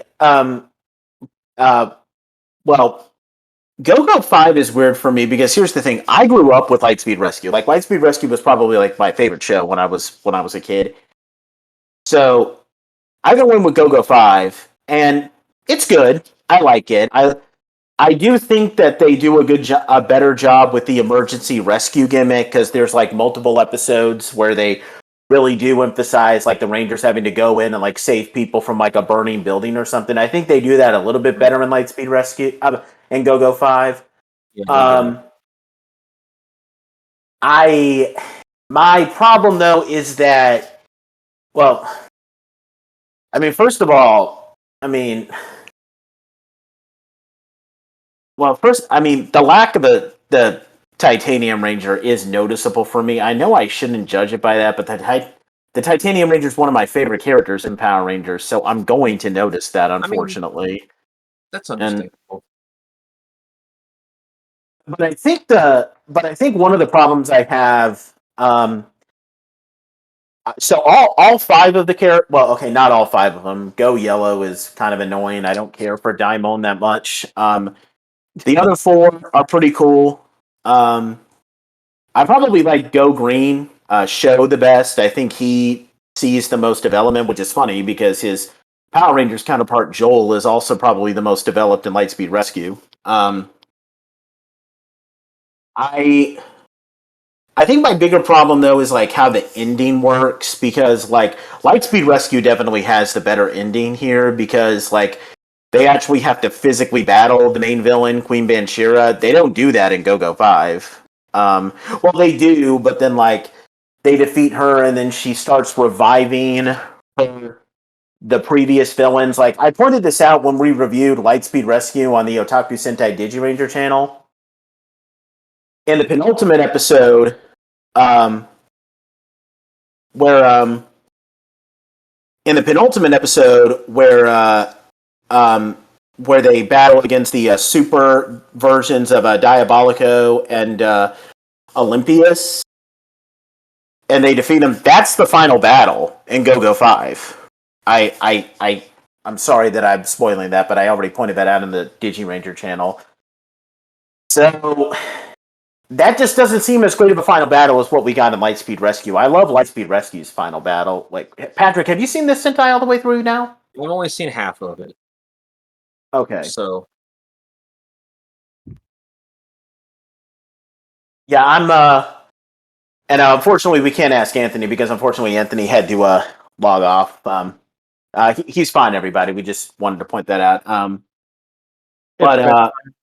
Yeah.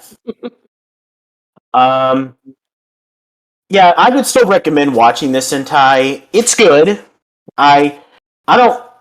I still kind of conflict whether I would call it better than Lightspeed Rescue or not. Because if I call Lightspeed Rescue better, it's for very selfish reasons. But it's a good Sentai. Make no mistake. I would definitely recommend it. And hopefully Patrick can recommend it fully when he's seen the whole thing all the way through. But Yeah. all right, next up we have Mirai Sentai Time Ranger, which features a time travel theme. This is one of those Sentais where if you've seen the Power Rangers version, then you pretty much already know the plot to this one, because Power Rangers Time Force copies this Sentai a lot. In this Sentai, 4 cadets from the Time Police of the 30th century chase a gang of criminals into the present. They team up with a rich youngster to become Time Rangers, and later a 6th Time Ranger shows up who's a former and different classmate of the rich youngster. The 4 cadets include Yuri, Time Pink, Isa, Time Blue, Domon, Time Yellow, Neon, Time Green. The rich guy is Tatsuya Asami, Time Red, and his counterpart and his classmate is Naoto Takizawa, Time Fire.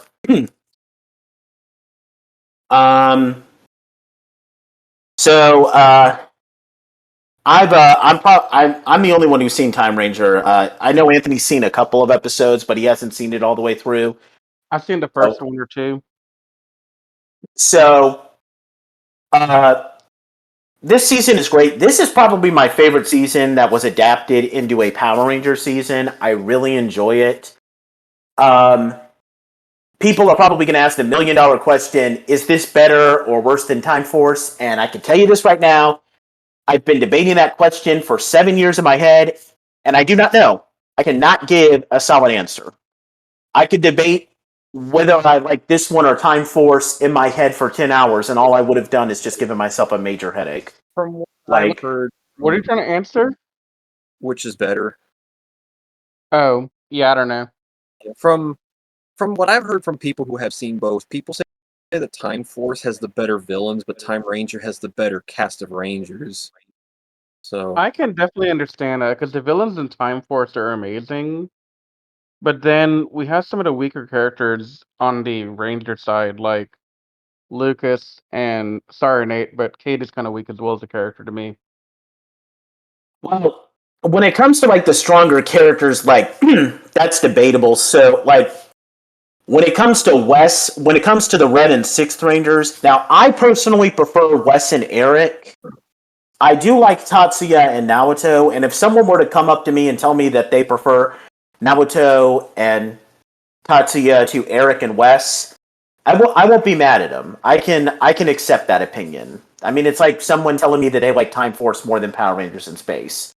I don't agree, but but that's a perfectly acceptable opinion to have.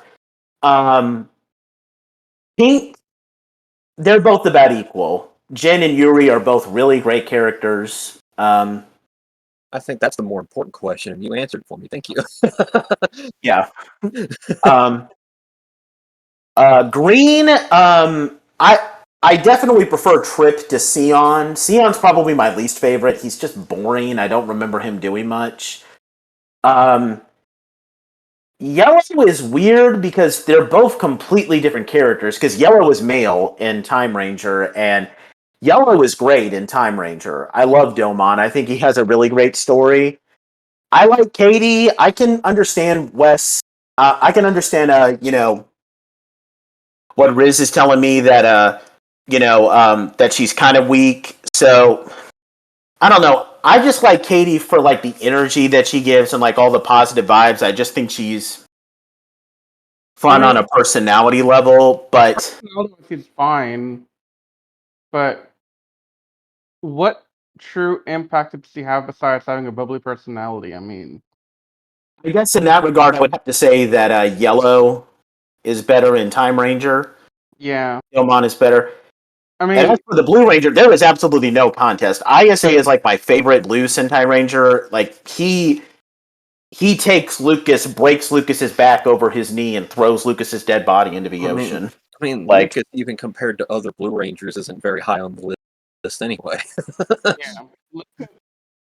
Lucas is one of the weaker blues that we've seen in almost 30 seasons of this now. hmm So I guess there. So I guess you could almost say that it's kind of even because I said that I prefer three Time Force Rangers to their Sentai counterparts. I like pink. I like one of them about equally, and then Time Ranger has blue and yellow have the ups on their counterparts, and from Time Force, so they're about equal there. The one thing that Time Ranger does better, and I can't give spoilers because but I think Time Force has a better way of like tells a better like overarching story because so here's the thing. Time Force has great character arcs. Like, you have the ongoing story arcs with Wes and Eric and Jen, like with the romance stories, and then you have the villain stories, like with Rancic and his whole thing.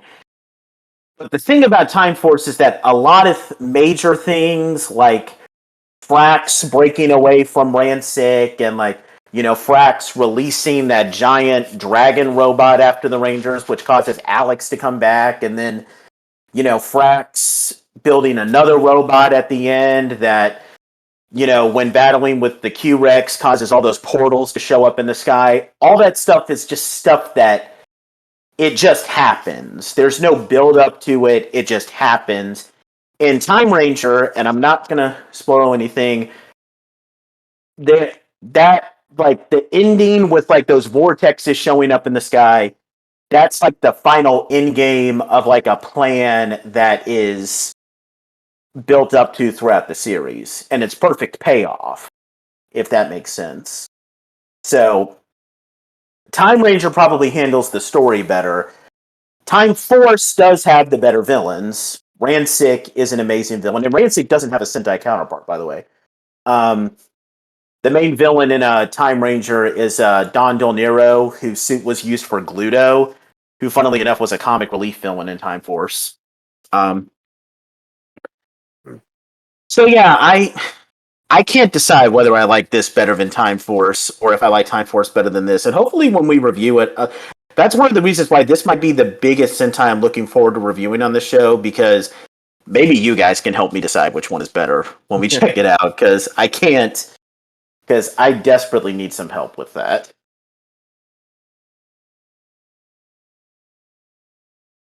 Yeah, But down to help. yeah. With that said, let's move on to the Sentai that was adapted into Riz's very favorite Power Ranger season. Denied. Decline. Move on. Hyakuju Sentai Gao Ranger, which features an animal theme.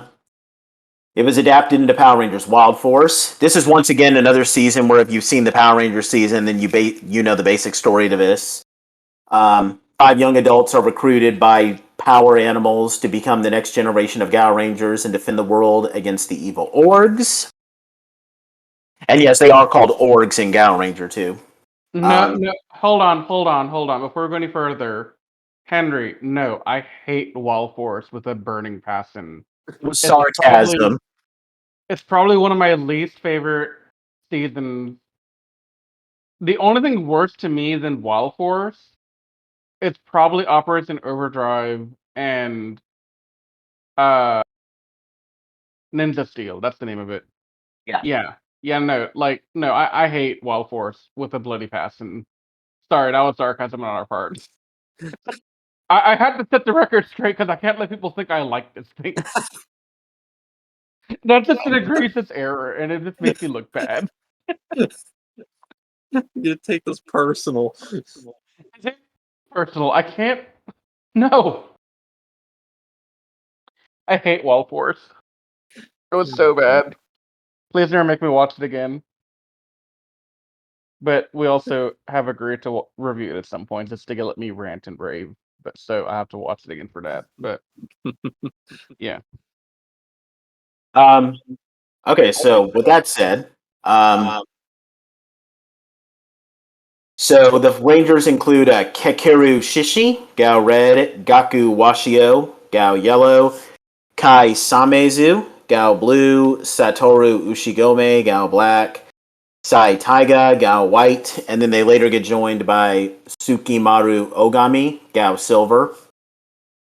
A couple of notable things. First of all, a really important milestone for this is that for the first time in Super Sentai, during the opening credits, the sixth ranger, in this case Gao Silver, is given their own slot in the opening credits. In all previous seasons, the sixth ranger was only lightly credited. Like you would see his actor credited at like when they're showing the guest stars list, and you would see all their mechas. And sometimes you would see them in Ranger form, like in Mega Ranger when they brought on you would see Mega Silver riding on his motorcycle in the opening credits. And in Time Ranger, they took a shot of a Time Fire performing his finishing move, and but they never received their full slots until now. It's the first Sentai to introduce the. Unfortunately, I don't have this pictured, but it's the first Sentai to introduce the concept of auxiliary mechs. If you've seen Wild Force, then you know what we're talking about, where they have mechs that like are strictly to like be like arm attachments or like new weapon formations for the main mechs. That's now one of the most common staples in Super Sentai to date.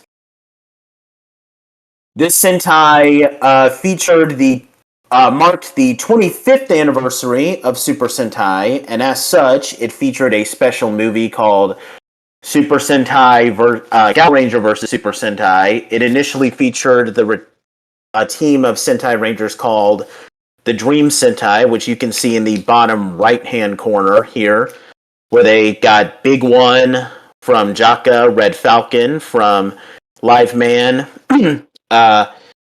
Mega Pink from Mega Ranger, Ginga Blue from Ginga Man, and Go Yellow from Go-Go 5. They all appeared outside of Ranger form. And then all previous Red Sentai Rangers from Aka Ranger all the way to Time Red appear, although they only appear briefly, and they only appear in the suit.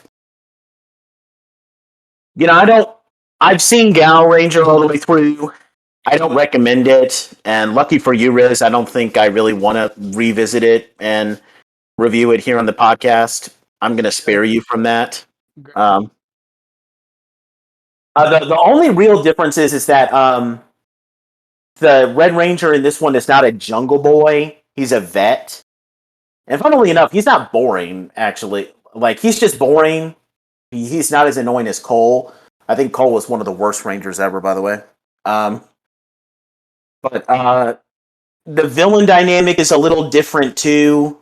Like in Wild Force, it's just Master Org, ruling over it. But in Gal Ranger, like they changed the different generals. Like for a while, like early on, it's the eye guy, the Retinax, and then later on, you get the nose guy. He was adapted into Nazor. And then you get the mouth dude. I think it Mandalot. I can't remember what they were called in Gal Ranger, and I don't care enough to look it up. Now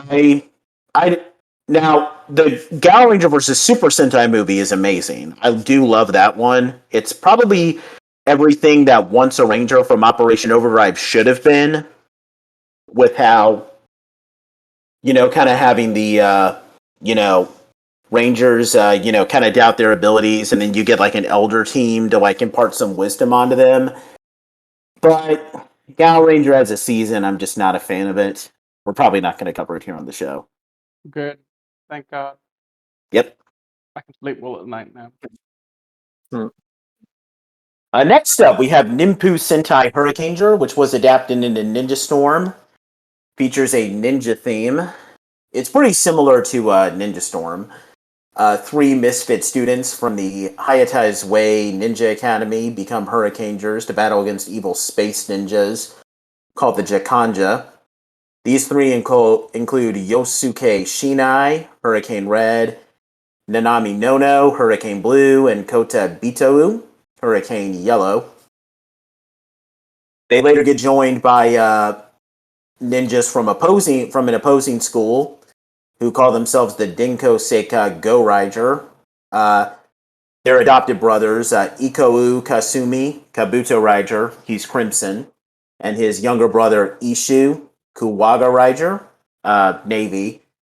And then they also get joined by the ultimate ninja of ninja, Shurikenger, who's the Green Ranger. And unlike in Ninja Storm, the Green Ranger does not. Well, okay. The Green Ranger does appear in many different human forms, but those are just disguises. The Green Ranger doesn't have an actual consistent human form. In fact, that's actually the reason why in Ninja Storm, you might remember in Ninja Storm, like all the Rangers, like at least the three Wind Rangers and the Thunder Rangers, all of their helmets had retractable visors. But for some reason, Cam's helmet doesn't. Well, that was because there was no human form for his Sentai counterparts. And I like this a lot better than Ninja Storm. I don't hate Ninja Storm. I think it's pretty good. There's some good elements. Cam makes that series worth watching to me. I probably prefer this to Ninja Storm because it actually, well, first of all, the villains are a lot better. Can't go into much detail there, but other than that, I think that this has a much more serious and darker tone compared to Ninja Storm, which tried to be a little bit more funny and comedic. So I definitely prefer this to Ninja Storm. Definitely recommend this one. I would definitely say that we're gonna check this one out on the podcast at some point. Not a priority for me, but I would like to check it out. Um, Next up, we have Bakuryu Sentai Aba Ranger. Dinosaur theme. This one is not like Dino Thunder at all. In fact, funnily enough, there's an episode of Dino Thunder that literally points out just how different this show is from Dino Thunder. It's a really amazing episode. It's all about three young adults teaming up with a warrior from Dino Earth, which is a parallel dimension where dinosaurs live. They travel there to survive extinction. They team up with a group of dinosaurs called the Bakuryu to protect the real world from the evil Evolians. They include Ryoga Hakua, Abar Red, Yukito Sanjo, Abar Blue, Ranru Itsuki, Abar Yellow. Then there's the warrior from Dino Earth, Abar Black. They later run into a rival, Mikoto Nakadai, Abar Killer. There's an ally of theirs, Emery something, I can't remember her. She creates her own suit to become Abar Pink, but that's very clearly not an actual Ranger suit. This is a Sentai that might actually be on my must-see list. This is definitely in my top 10. I enjoyed it. I like Dino Thunder too. I probably prefer this one to Dino Thunder. Pardon me.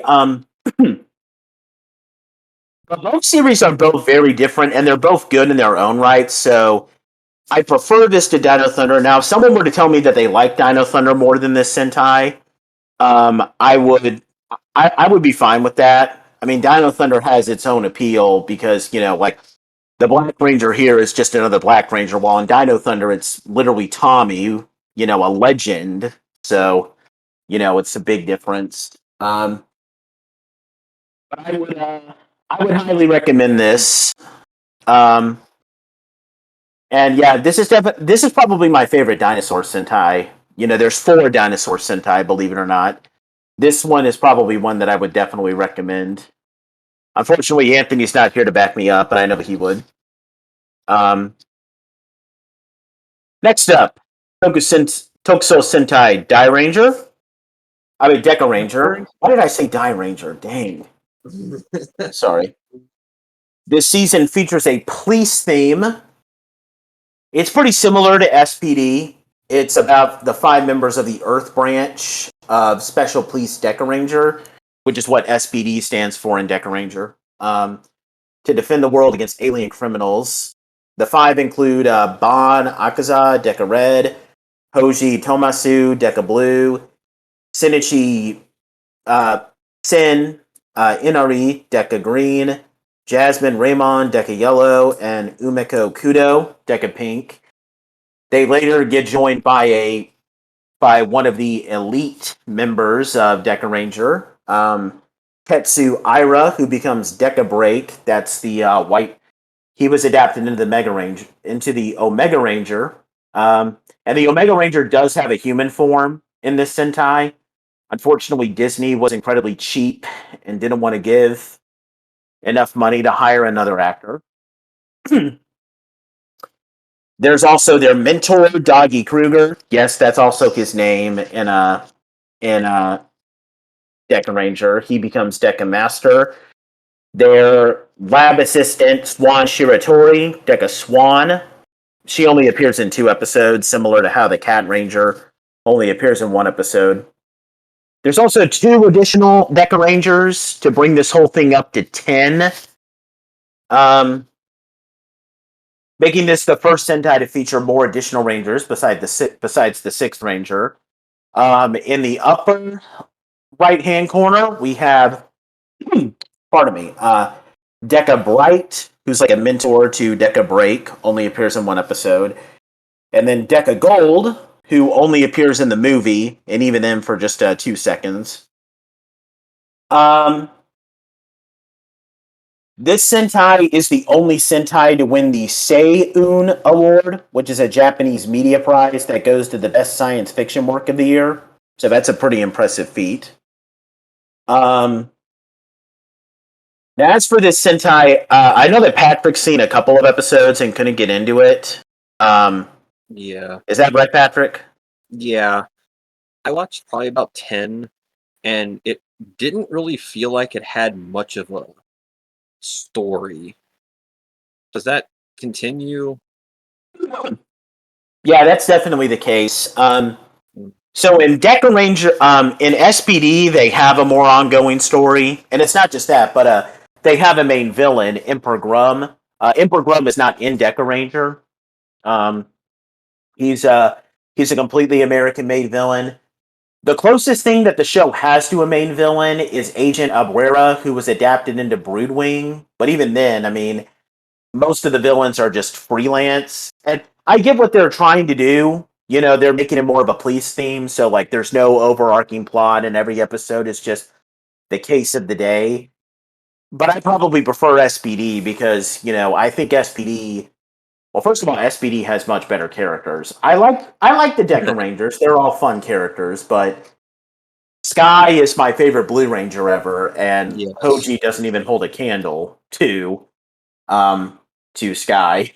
Hoji's kind of pathetic, actually. So, like there are a couple of things that this one has better. Like, obviously, it's cool that you know the 6th Ranger has a human form and he can be an actual character as opposed to a ball of light. Um, but yeah, I would recommend watching this if you're curious. But yeah, I think SPD is better by a long shot. Next up, I don't know what Anthony thinks. I think he would back me up on that, though. Next up, Mahu Sentai Maji Ranger, which features a magic theme. This is another Sentai where the Rangers are siblings. Well, in this case, the main 5 Rangers are siblings. It revolves around the 5 Osu siblings using their family's magic powers to become Maji Rangers and defending the world against a group of demons with dark magic abilities. Pardon me. I'm sorry, guys. Unacceptable. You can never cough. Oh, whatever. Now, unlike previous Sentais, though, the Red Ranger is actually the youngest, Kai Ozu. Tsubasa, Maji Yellow, Urara, Maji Blue, Hoka, Maji Pink, and Makito, Maji Green. They later get joined by one of the heavenly saints who are like, you know, big people in the magic world, named Sunjel, who gets a human form called Hikaru to become Maji Shine. He was adapted into the Solaris Knight. They also have their mother, who supposedly dies at the beginning of the series, but supposedly Miyuki Ozu, Maji Mother, white. And then we have their father.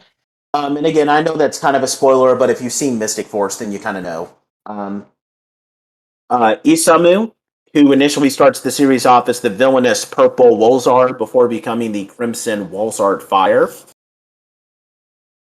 This is a Sentai that I really enjoy. I think the family dynamic is the strongest here. We often see the Maji Rangers clash with each other, and I think it's a great family dynamic.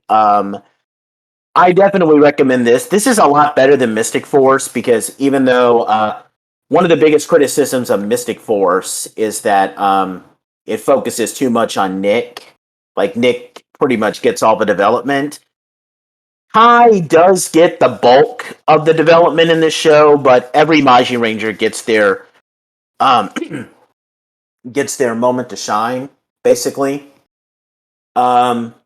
I think the family dynamic is much better. I don't hate Mystic Force. I think it's underrated. I think there's a lot of good moments in it, but Maji Ranger is definitely better. Like everything that Mystic Force could have been, I feel like Maji Ranger is. So I would definitely recommend this. Definitely think we're going to take a look at this one. Next up, please don't get mad at me that you have to see these suits, because I know what they remind you of. Go-Go Sentai Bokenger, which was adapted into and I'm not even going to make a joke about this. It was adapted into the worst Power Ranger season of all time, Operation Overdrive. And if there's anybody out there who's watching this that wants to defend Operation Overdrive, you can go ahead, but you're not going to change your mind. It's the worst season of Power Rangers ever, hands down. Yeah, all of that. Go-Go Sentai Bokenger features an adventure theme. It's kind of similar to Operation Overdrive, but in terms of the story, but a little bit different. It's about a team of adventurers. In fact, that's literally what Bokenger translates into, adventurer, in Japanese. They go around collecting powerful relics called Precious from falling into the hands of several different evil organizations. They include Satoru Akashi, Boken Red, Masumi Inou, Boken Black, Sota Mogami, Boken Blue, Natsuki Mamiya, Boken Yellow, Sakura Nishihori, Boken Pink, and then they later get joined by my favorite Sentai 6th Ranger, Eiji Takaoka, Boken Silver. And they also get assisted by one of the artifacts that they find that transforms from a golden sword called Zuban. He was adapted into the Sentinel Knight. Now, much like Operation Overdrive, which was an anniversary season, Bokenger was an anniversary season too. It featured a crossover movie called Bokenger vs. Super Sentai. It featured the return of several Rangers, including Hurricane Blue, Abar Black, Deca Break, Maji Yellow, and Maji Shine. And it was also the debut appearance of Aka Red, who's kind of a interesting character, but he becomes a little bit more fleshed out in the next anniversary season, Gokaiger.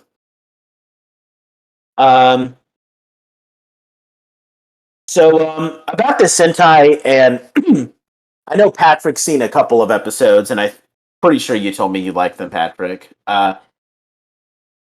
Yeah.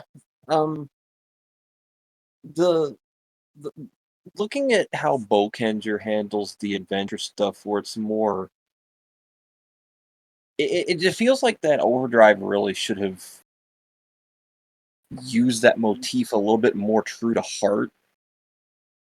I know Overdrive has a million of other problems, but the Bokenger has a very unique feeling to it that none of the other seasons I've seen have really been able to capture. And plus, Boken Red is kind of cool. Yeah. So I know that this is obviously this is better than Operation Overdrive. Now that's not saying much. I mean, but believe me, that's actually like a lot more than just like a comment. I really enjoy this Sentai. Now, I will say this. Some people don't like this Sentai, and here's the thing. I can get that. I really can, because the one thing that Operation Overdrive does that this season doesn't is that Operation Overdrive tries to have a continuous story. Now, it doesn't work. Like, what? You're trying to tell me that all of these artifacts are somehow conveniently tied to the Corona Aurora? That makes no sense. Operation Overdrive tries to have more of an ongoing story. Volkinger is more episodic, where like every episode they're going after a new artifact and trying to hunt that one down. And it and I can see how some people are turned off by it. So this Sentai isn't for everyone, and I get it. If you don't like Volkinger, I'm not going to be mad at you. I can do that, but I like it for the characters, and I like the adventure theme. Like, I'm a big fan of adventure movies. I'm a big fan of the Indiana Jones franchise. Well, mainly the first and third ones, because those are the two best movies. But I've watched some of the Mummy movies, and like all the going on like adventure, searching for artifacts. So I'm a big fan of that. Boken Silver really kind of really made this Sentai for me, because I think he's a great character. And yeah, I think that this I can understand that some people may not like it, and I know that people are probably not going to want to watch this because of Operation Overdrive, which is another reason why I hate that season, because it's turning people off from a genuinely good Operation Super Sentai season. I'm sorry. But this is definitely one that I would like for us to check out. And Riz, I know you're not a fan of Operation Overdrive either, but I just ask you to please give this one a chance, if you know what I mean. The We season can give it a chance, but we have other things to do first. Yeah. Go ahead, Patrick. The season gave me a very, very strong first impression, so it being the counterpart to Overdrive is not it didn't turn me away from it. If anything, it actually made me want to see it more. Yeah. And they also handle the multiple villain factions differently, because like in Operation Overdrive, like all the villains, like, okay, I guess you can make the case that it makes sense why the other villains don't like the Fear Cats, because like, the other three want to conquer and rule, while the Fear Cats just kind of want to burn the world down. In the Sentai, it makes a lot more sense why the villains don't work well together, because they all have like different motivations. Like, one guy is just like secretly plotting something, then you got one that's a little bit more like straightforward. Like, they're just pretty straightforward. Like, they're evil, they want to take over the world, and then you got one that just wants to get the artifacts just because they want money. And it's all very interesting, different dynamics. So I definitely recommend this. If you don't like Operation Overdrive, just give it a chance. And if you come out not liking it, fine. I'm not going to be mad at you for that, but I just at least give it a chance. You can take that hit, huh? Yeah, I can take that hit. I can't stand someone not liking Jetman. Then we'll have some problems. But I can handle people not liking Volkinger. I really can. All right, next up, Geki Ranger, Juken Sentai Geki Ranger, features an animal and martial arts theme.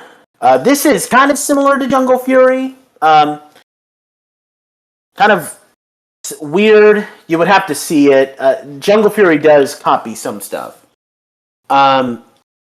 This show revolves around 3 students of Juken, a special martial arts that teaches people to manipulate ki and, base their movements on animals. They battle against a former student of Juken who has embraced the alternate dark Rinjuken to become stronger. You have the 3 Jan Kondo, Geki Red, Ron Uzaki, Geki Yellow, Retsu Fukami, Geki Blue. They later get joined by Retsu's older brother, Go, who becomes Geki Violet. Another student, Ken Hisatsu, Geki Chopper. And then you have the two villain characters, who you can see on the right-hand side in the slide here. The Rinjuken warriors. You have the main villain, Ryo, and Melee, his chameleon beast, bodyguard. So this one is is kind of a weird debate because I like Jungle Fury. Jungle Fury is in my top. I don't know if it's in my top 5, but it's in my top 10 favorite seasons. I enjoy Jungle Fury, and I will say this: I think Jungle Fury does better with the main 3 Rangers. I like Ron okay. I'm not a fan of Retsu, and John can be kind of annoying. So, hands down, Casey, Lily, and Theo are better than their 3 counterparts. RJ and Go, that's too hard of a debate. They're both great characters, and I love RJ. RJ is amazing. I probably prefer Dom to Ken. I can't stand Ken. So, You're the first person I've ever heard say that, by the way. Yeah, I'm just not a fan of him. Every single person I've talked to who's seen Geki Ranger said that Geki Chopper is the reason why you watch the season. So I think Jungle Fury has the better Ranger characters, but I think the thing that I like, but the thing about Geki Ranger, so first of all, I think Geki Ranger's mythology and its story is absolutely amazing. Like, I get kind of a low-key of a Star Wars vibe from Geki Ranger. Now, I don't mean like, they're like flying around in starships shooting at each other. I mean more like the Jukin thing feels like the Jedi versus Sith thing, where, you have Jukin as like the Force, and then you have some people who believe that it should be used to like fight for justice, and then there are some that just want to use it to become more powerful and punish the weak. I mean, hell, Rio's suit could literally kind of be looked at as a low-key kind of a Darth Vader looking thing. So that's what I like about it.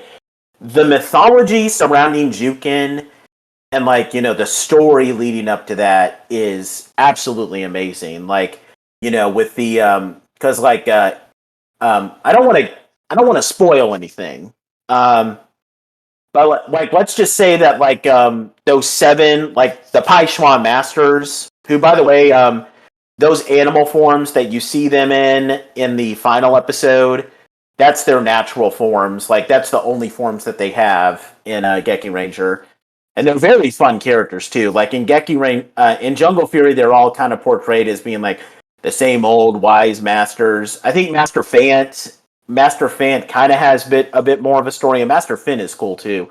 But they all have different personalities and unique personalities in Geki Ranger.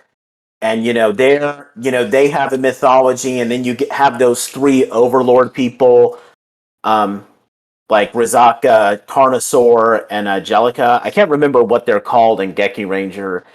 They have a connection to the greater mythology around Jukin. That's why I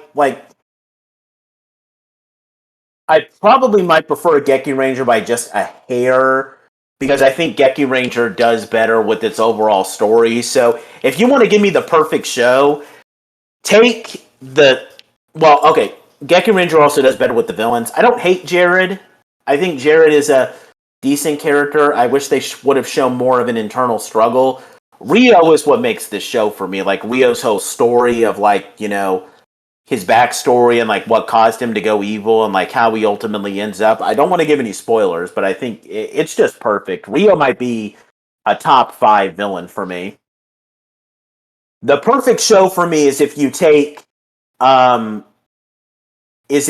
Casey, Lily, and Theo, and you put them in the story of Geki Ranger, along with Dominic too, instead of Ken. That's the perfect show for me. But ultimately, with the story, I think Geki Ranger just wins by a very a razor thin margin. Because Jungle Fury's story is okay, but I feel like it's lacking. I feel like it lacks in like the story driven department, like because we're never really given much of a story on like where Daishi came from, um, where what's the history behind Pai Schwa. That's all covered in Geki Ranger. So this is definitely one that we're going to have to cover in on the podcast. And if you tell me that you prefer Jungle Fury to Geki Ranger, I'm perfectly fine with that because, like I said, Jungle Fury has the better characters. So that'll definitely be a hot topic to debate here on the podcast. All right, next up, Engine Sentai Go Onger, which features a car and animal theme. This story revolves around a group of young adults with a sense of justice who team up with sentient animal and vehicle hybrids to protect, they're called engines, to protect the human world from barbaric machines called the Gaiark as they try to pollute the world. The first three include Sozuke Isumi, Go on Red, Ren Kosaka, Go on Blue, Saki Royama, Go on Yellow. They later get joined by two other people who want to become Go Ongers too. Hanto Joe, Go on Green, Gunpei Ishihara, Go on Black. And then they get joined by the two Suto siblings who become the Go on Wings called Hiroto and Mew. Hiroto is Go on Gold and Mew is Go on Silver. This was adapted into RPM, but it's a pretty different show. And Patrick, I know that you're a huge fan of Sentai, and I've also been talking quite a bit. So you go ahead and talk about how much you love this Sentai for a little bit.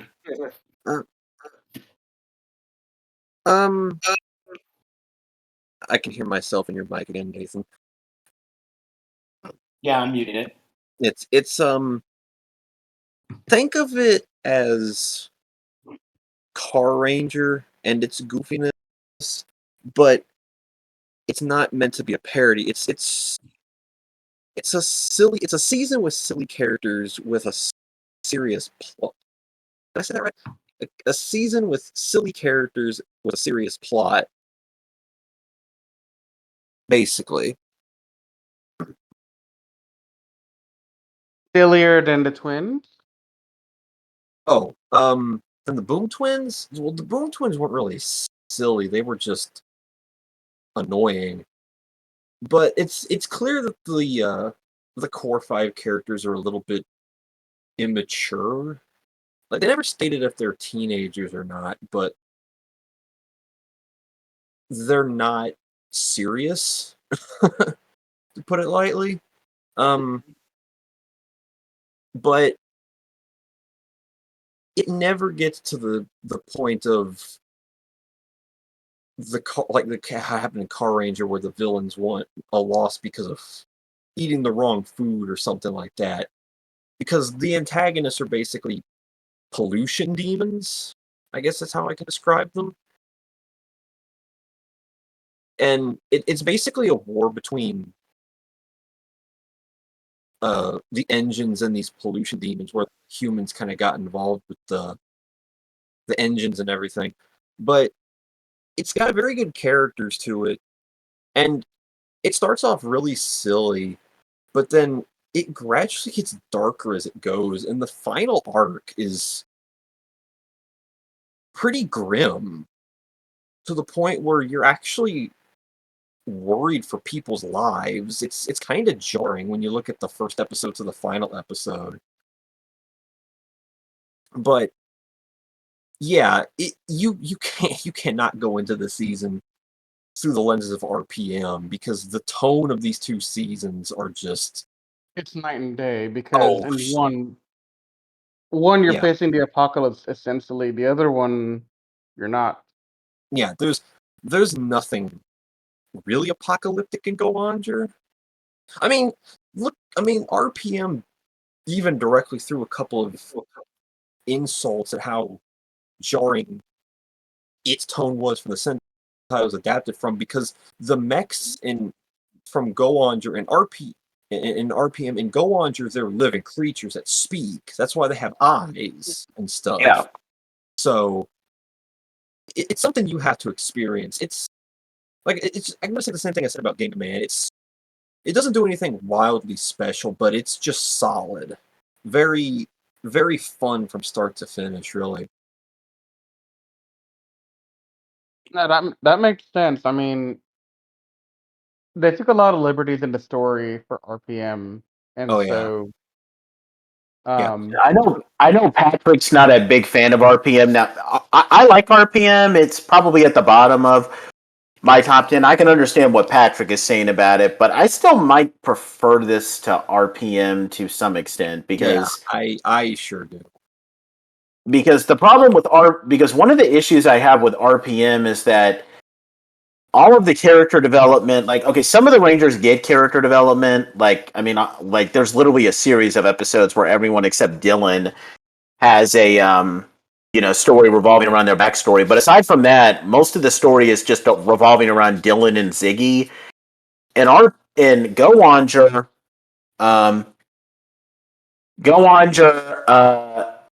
all 7 Rangers get a chance to shine, and I think that works out pretty good. And not only that, but I think the sillier elements of the show are used more to this show's advantage. So I think it works out perfectly, in my opinion. Like, I I really do enjoy this one, and I definitely recommend it. We'll definitely have to take a look at this one, and we might have to,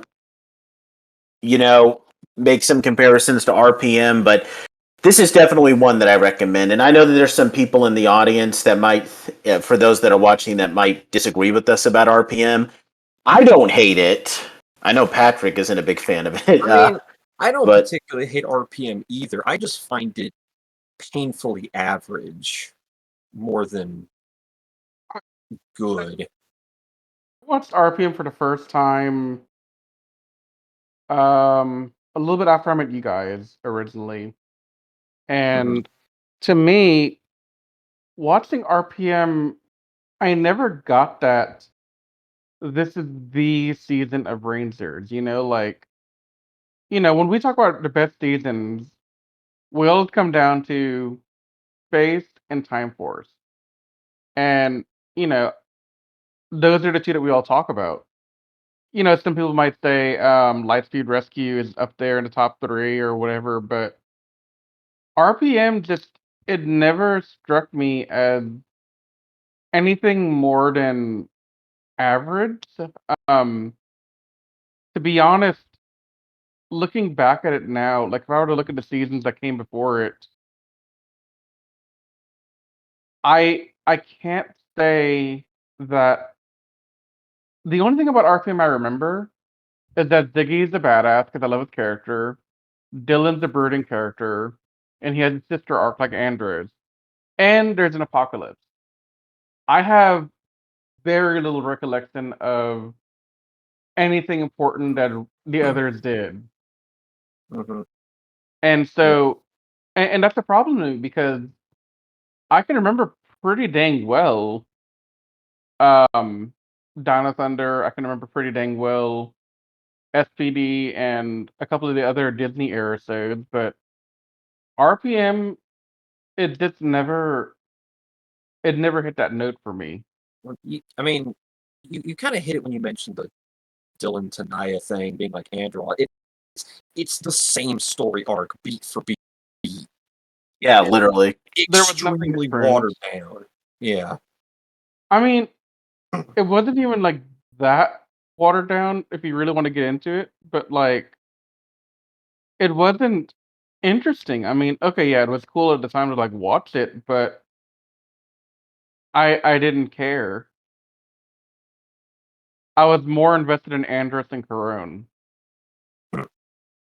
hmm I mean, So I will give RPM this, that it's probably gotten better with age because of something that happened a couple of years ago. But that's not. oh, with the Beast Morpher? Yeah, Yeah, I I could think see that. I think that helped I RPM out a little bit don't know because if it did. I don't know. I think it just adds more to the, because RPM was meant to be more grandiose, and I think that little twist in Beast Morphers built off of that grandiose feeling and kind of brought it full circle to me. I still don't like the writing in a lot of aspects, but I don't know. That's probably just me talking.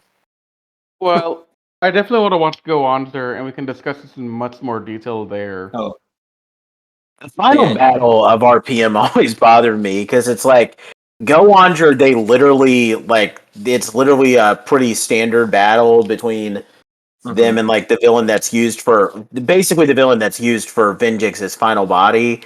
Pretty cool battle too. I really enjoy it, even if it is pretty standard. In RPM, Jim and Gemma just shoot the tower and it like falls on Venjix and he's just standing there being like, no, and it's like, dude, run. You got legs, don't you? All I gotta say to that is boom. Like Scott, Flynn, and Summer know how to run. Why can't you? Oh, and by the way, the Go On wings are so much better than Jim and Gemma. Yeah. Like Riz hasn't even seen Go On, and he agrees. I'll agree to anything that says Jim and Jim are worse than something else. Well, Jim and Gemma are worse than Dax. I mean, no, Dax is worse than Jim and Gemma, but I will say this. I really enjoyed Gemma for what it's worth in the reunion episode in Ninja Steel. Yes. I don't know. Like, she didn't do anything.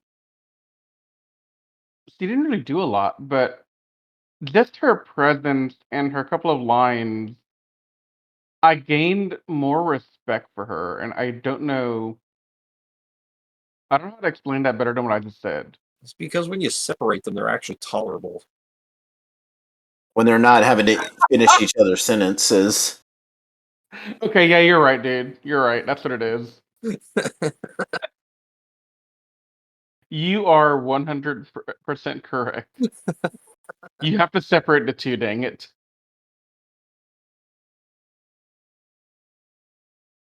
All right, next up, this is actually the Sentai that we're currently covering in depth. Samurai Sentai Shinkenger. More You fondly known to me as hot garbage. And you. You pretty much already know the plot. Features a samurai theme, and it's about a group of samurai warriors whose heritage is passed down from parent to child coming together. This is about the 17th generation coming together to defend the world against the return of the Gedoshu. They include Takeru Shiba, Shinken Red, Ryunosuke Ikanami, Shinken Blue, Mako Shirashi, Shinken Pink, Chiaki Tani, Shinken Green, Kotoha Hanaori, Shinken Yellow, and Genta Yumemori, Shinken Gold. I know that this is a spoiler, but you've seen it in Samurai, so you kind of already know what's going to happen. We do have a female Shinken Red. She's called Hime Shinken Red. Hime means princess in Japanese. Her name is Kaoru. I don't think that we should really talk about this that much because it might undermine what we're talking about in Shinkenger. I know it's Patrick's favorite Sentai, but Patrick will be able to talk more about it in depth because he can't talk much without giving spoilers to Riz, who hasn't seen it all the way through. Yeah, no, as I've said multiple times. Yeah, as I've said multiple times, I can't say anything. Yeah, there's just times when I go off calling the red hot garbage, and Patrick's like, "I'm gonna hold off on commenting until you finish the damn thing." I'm biting my tongue. For those of you who haven't been keeping up with us on YouTube, we're up to episode 20 on Shinkenger right now. We're kind of in a little bit of a delay because, unfortunately, so here's actually a fun fact about this Sentai. This Sentai actually does have like a crossover with a Kamen Rider season. It was a crossover with the Kamen Rider season that was entering when it started, Kamen Rider Decade. Patrick isn't joining us, and he doesn't know how lucky he is to not be watching it. Oh no, I know from other people how bad Decade is. I don't need you telling me. Yeah, Riz, Anthony, and I are watching Decade, unfortunately, and we hate it. So we're kind of putting off watching the Decade episodes now. Thankfully, next weekend, if all goes according to plan, we will be on track to finish the Decade episodes up to the Shinkenger crossover. So we will be getting back to it. Just blame Decade for the fact that we've been kind of delayed on this series. I mean, isn't that the theme? Blame him for Decade is everything. terrible. Maybe that old fisherman had a point. or whoever he is. Patrick, you're so lucky that you're not watching Decade. No, I legitimately tried to watch it a couple of years ago out of pure boredom. I got to about episode 5. I was like, nah, I'm done watching Barcode Face. I'm doing something better with my time. Yeah, I'm halfway through the first episode. I was like, I can't do this, but then I did. Because Nathan told me to. What are you talking about? You're the one who said that you didn't want to go into the Shinkenger episode without knowing who the Decade characters are, so you suggested that we watched it. Who are you kidding, Riz? Okay, that was before I started watching it. Okay. I realized my mistake after the fact. Okay, next up, I'm not even going to make any jokes. This is my least favorite Sentai ever. In fact, I have a video on the Otaku Sentai DigiRanger channel talking about it. Now, it's terrible. I'm not proud of that video. I really should have used a script for that video. I kind of cringe looking back at it nowadays. Yeah, it's not. But it exists, so you can go ahead and check it out. Just don't say anything too harsh about me. I can take criticism, but don't just be a little light on me. This is Tenso Sentai Go Sager, which features a angel theme, also kind of a trading card theme. It's about 5 young Gosei angels who are cut off from their home, the Gosei world, and must use their Gosei powers to protect the world. It includes Alata, Gosei Red, Eri, Gosei Pink, Agri, Gosei Black, Monet, Gosei Yellow, Hyde, Gosei Blue, and then they're also joined by Gosei Knight, who, much like Robo Knight, doesn't have a human form. Now, one notable thing to note about this Sentai is that for the first time, I don't know if they're still doing this, I think they are, this Sentai actually made their debut appearance prior to the actual series. When Shinkenger did their crossover movie with Go-Onger a few months before the premiere of the series, they actually had a sneak peek where the Go-Sagers showed up. Now, they only appear in suit. They don't appear in civilian form. So this was the first Sentai to do that. And every Sentai has done that since then. Like Gokaiger did it. I remember Go Busters doing it. Although Go Busters did it when Gokaiger crossed over with Gavin, but that's a different story. I don't know if Anthony's seen this one or not. I know Riz and Patrick haven't seen it, and I could just say this: like, don't watch this Sentai. I've seen one episode. Because I hate this Sentai because first of all, it's Ginga Man all over again.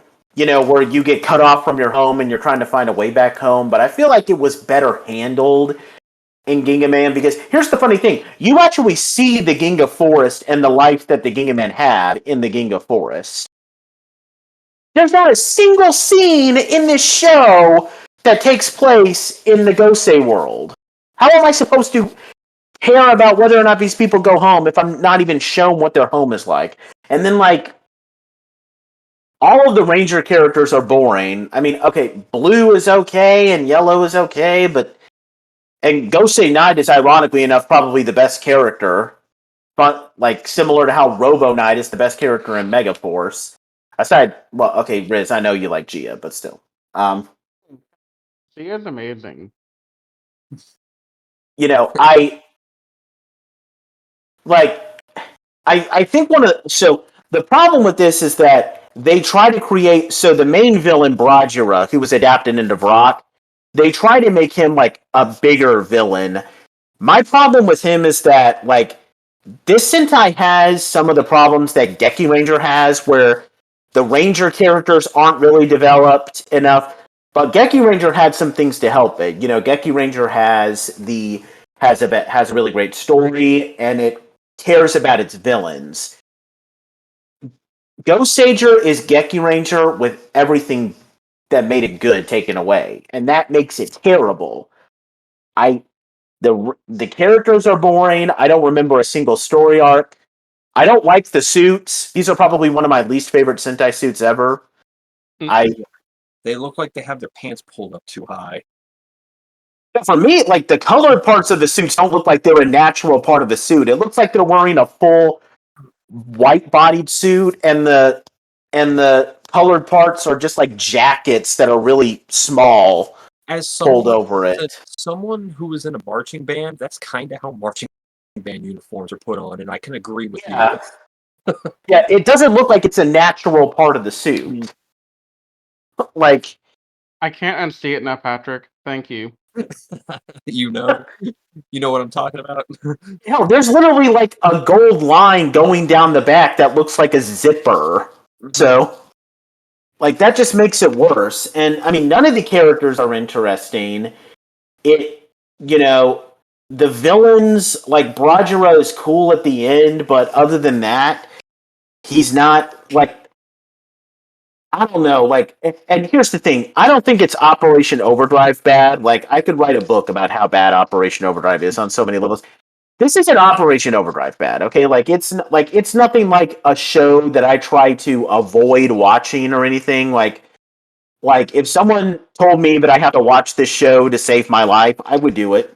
Because it's nothing. It's nothing like so terrible. It just when you. It's coming. This is like a time when, like, there's a lot of story-driven Sentais, like with Shinkenger, and Go Wander had a lot of good story, and Geki Ranger had a lot of story. This just feels like a huge step backwards, and I just despise it. And again, if you want to watch it, go ahead, and if you like Ghost Age, you're fine. I'm not going to jump down your throat. I will jump down your throat if you like Operation Overdrive, but. But yeah, this is definitely not one that we should watch. And I know, Riz, like, you said that you didn't get the best impressions of the Ghost Sagers when we reviewed the Ghost Sager versus Gokaiger movie. So, like, is that true? Yeah, they were not interesting to me. But there's just, like, I don't like, there's nothing that I think is particularly terrible. There's just nothing that spectacular or good about it.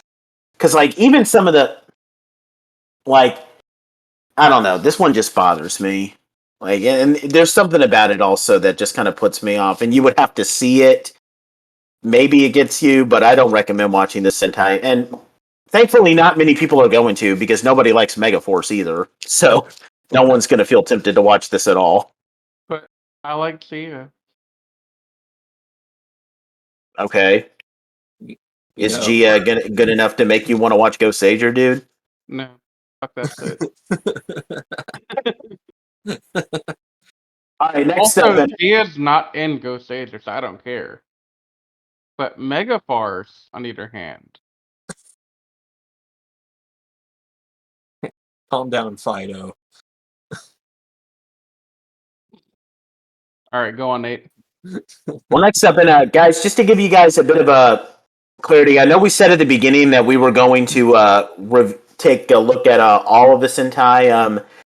We're all getting kind of tired since it's late at night, so we're going to wrap up with this next one and then cover the remaining 11 Sentai in another video, which we'll try to get done very shortly. Probably in like a day or two. Yeah. With that being said, the 35th Super Sentai and the Sentai that we just finished reviewing, you can go back to take a look at it. Kazuko Sentai Gokaiger, which features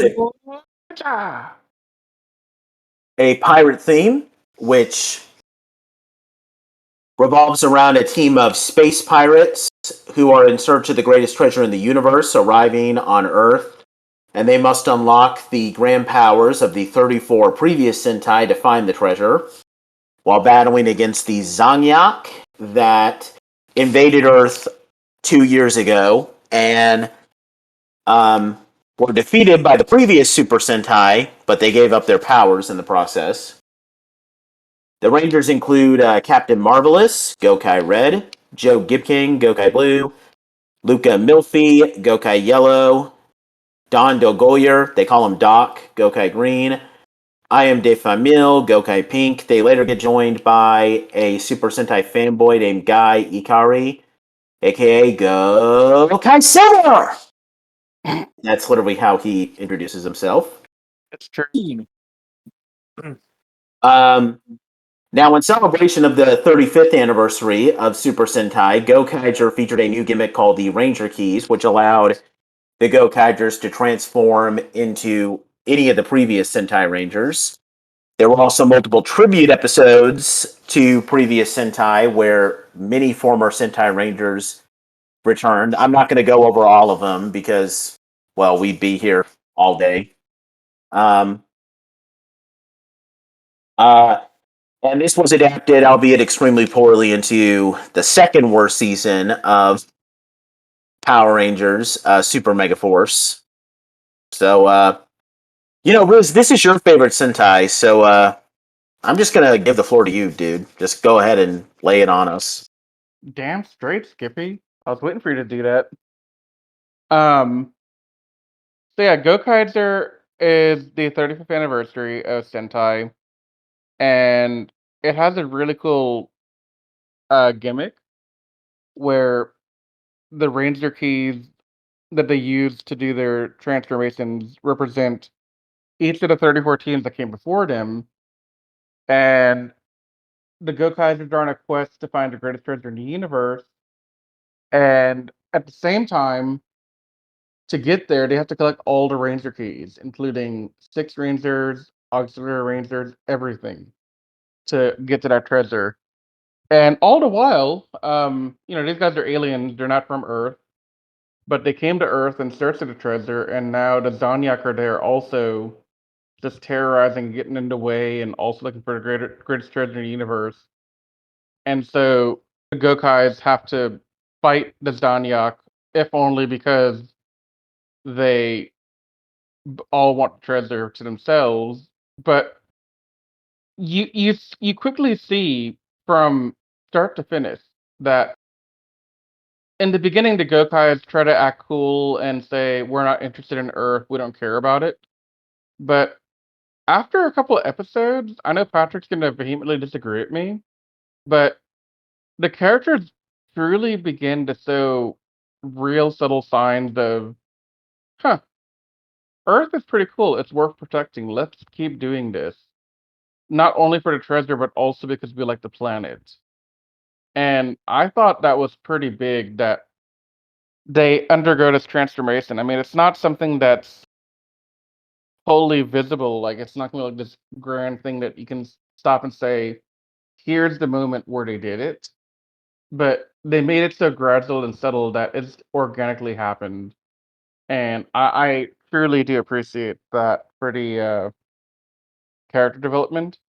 As far as characters go, um, I don't dislike anyone.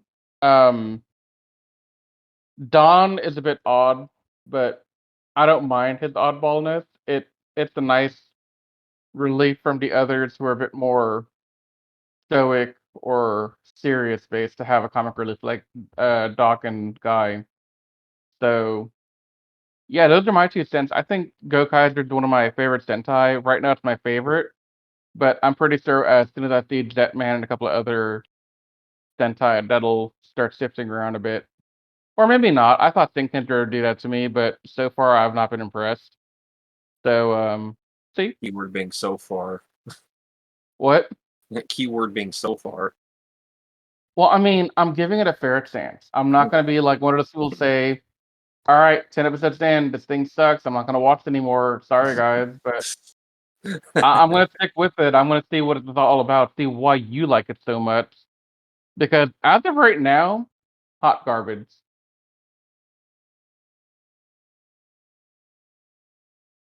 But yeah, that was my little spiel, Nate. You want to counter that, Pat? Because I know that you're not a. Yeah, You don't feel the same way. I know it's maybe it's because it's been so long since I've seen it, and I do plan on rewatching it when I have more Sentai that the season directly homages under my belt, and give it another full fair chance. But it really did feel like that they weren't the main characters of their own story. That's that's probably where my issue is, that with it being an anniversary season, they focus a lot on homaging the older teams, which is great, but it just doesn't really feel like they gave enough time and enough acknowledgement of the current team growing and learning from it. Like Riz used the word subtly to describe it, but I feel like subtlety can only go so far before it becomes you having to have someone else tell you about it. And I kind of feel that's where Gokaiser messes up, to the point where their change of heart in the final arc seems sudden and unearned. Well, the So thing is, though, that the Stains of Heart happened much before the final arc even began. yeah, I know, but to me, it never felt like it. Okay. It it never. I mean, the character development could have been there, but like I said, subtlety, it was too subtle to the point where it wasn't easy to pick up on. Yeah. So And to see, I me, will say, it looked like okay. that it was just like a snap of a change of heart, just suddenly. Yeah. See, what I will say to that though is the first time I watched it, like 4 or 5 years ago, I had your opinion on them, like it was not well done. But the second watch star I did with Nathan and Anthony recently, that's where my opinion stands quite a bit on that. Yeah, and that's why I'm kind of holding back my full thoughts on the season until I rewatch it, because Yeah, because I feel like I've missed a lot of stuff, and it's been so long since I've seen it. So well, I think one problem that people face is that I'm gonna assume because I don't remember your history that well, but I feel like Gokai was either your first or one of your first, right? it was probably my third, Okay, because I but saw still, Zoo. Yeah, but it's still early on enough in your Sentai fandom that you were probably overwhelmed with yeah, trying to keep up with everything Gokai was trying to do yeah. That's why I with said I the wanted to. anniversary stuff. Yeah, that's why I Yeah, wanted to become more familiar with the seasons that it actively honors first. yeah. So, because I know that that's probably that might be the point, but at the same time, I also feel like that's a problem Yeah, I mean, I can see that being a problem, but because me seeing it twice, it yeah. means that the season doesn't really have its own legs to stand on, and that's a problem I don't think seeing the other seasons is going to fix. No, I don't think you seeing the other scenes will add anything in terms of like understanding the cast better. Mhm. All you're gonna gain from watching the past season, honestly, you're only gonna be able to understand The who the fan heck service these more. other people Yeah, are, right? yeah, But the actual understanding Marvelous and where he came from and what his mindset is like really, that's something you're gonna wanna watch again just to kinda see that. And I yeah, know it sucks that I say that one of my favorite Sentai, you have to watch it twice to really get the full experience, but that's been my experience anyway. yeah. I mean, I still don't think that's good. No, and like I get that. I'm Yeah. open to that criticism of that. Um, what the other thing I will say, just to clarify, when I say that you get overwhelmed by all the Sentai stuff, that's not to say that a first time viewer couldn't catch it all. You could, Mhm. but you just have to be able to understand what you're walking into. Mhm. But yeah, as of right now, Go Kaiser is like my favorite Sentai. Um, it's been a great ride for me at least. Yeah, I can agree with that. I have more detailed thoughts in our final Gokaiger video, Yeah, I think but we all did, except Patrick yeah, because he didn't want to do it. yeah. Anything else you guys want to add? No, I think we've hit a good stopping point. We can resume the debate of resume the history of Super Sentai Yeah. in episode 51. Yeah, that's what. So yeah, guys, sorry to cut this short, but in the next episode, we will resume. We'll briefly wrap up everything from Go Busters to Don Brothers. We apologize for cutting this short, but it's getting kind of late. Yeah. We kind of want to get some sleep, but we'll see you guys next time. We hope you guys have enjoyed us at least getting up to Go Kaiser. And we thank you all who have supported us through 50 episodes. And we look forward to doing many more. We will definitely be doing at least 50 more, way more than 50. A lot of content to do. Once we wrap up, the history series, we will return to Riz Anthony and I will first do another decade video, unfortunately. And then we'll be doing the Shinkenger decade thing, so that'll be like 4 episodes, and then we'll wrap up decade and then continue on with Shinkenger. So in case, for those of you who are watching us here on Twitch, go ahead and just check us out on YouTube as well. And definitely let us know what you think of that.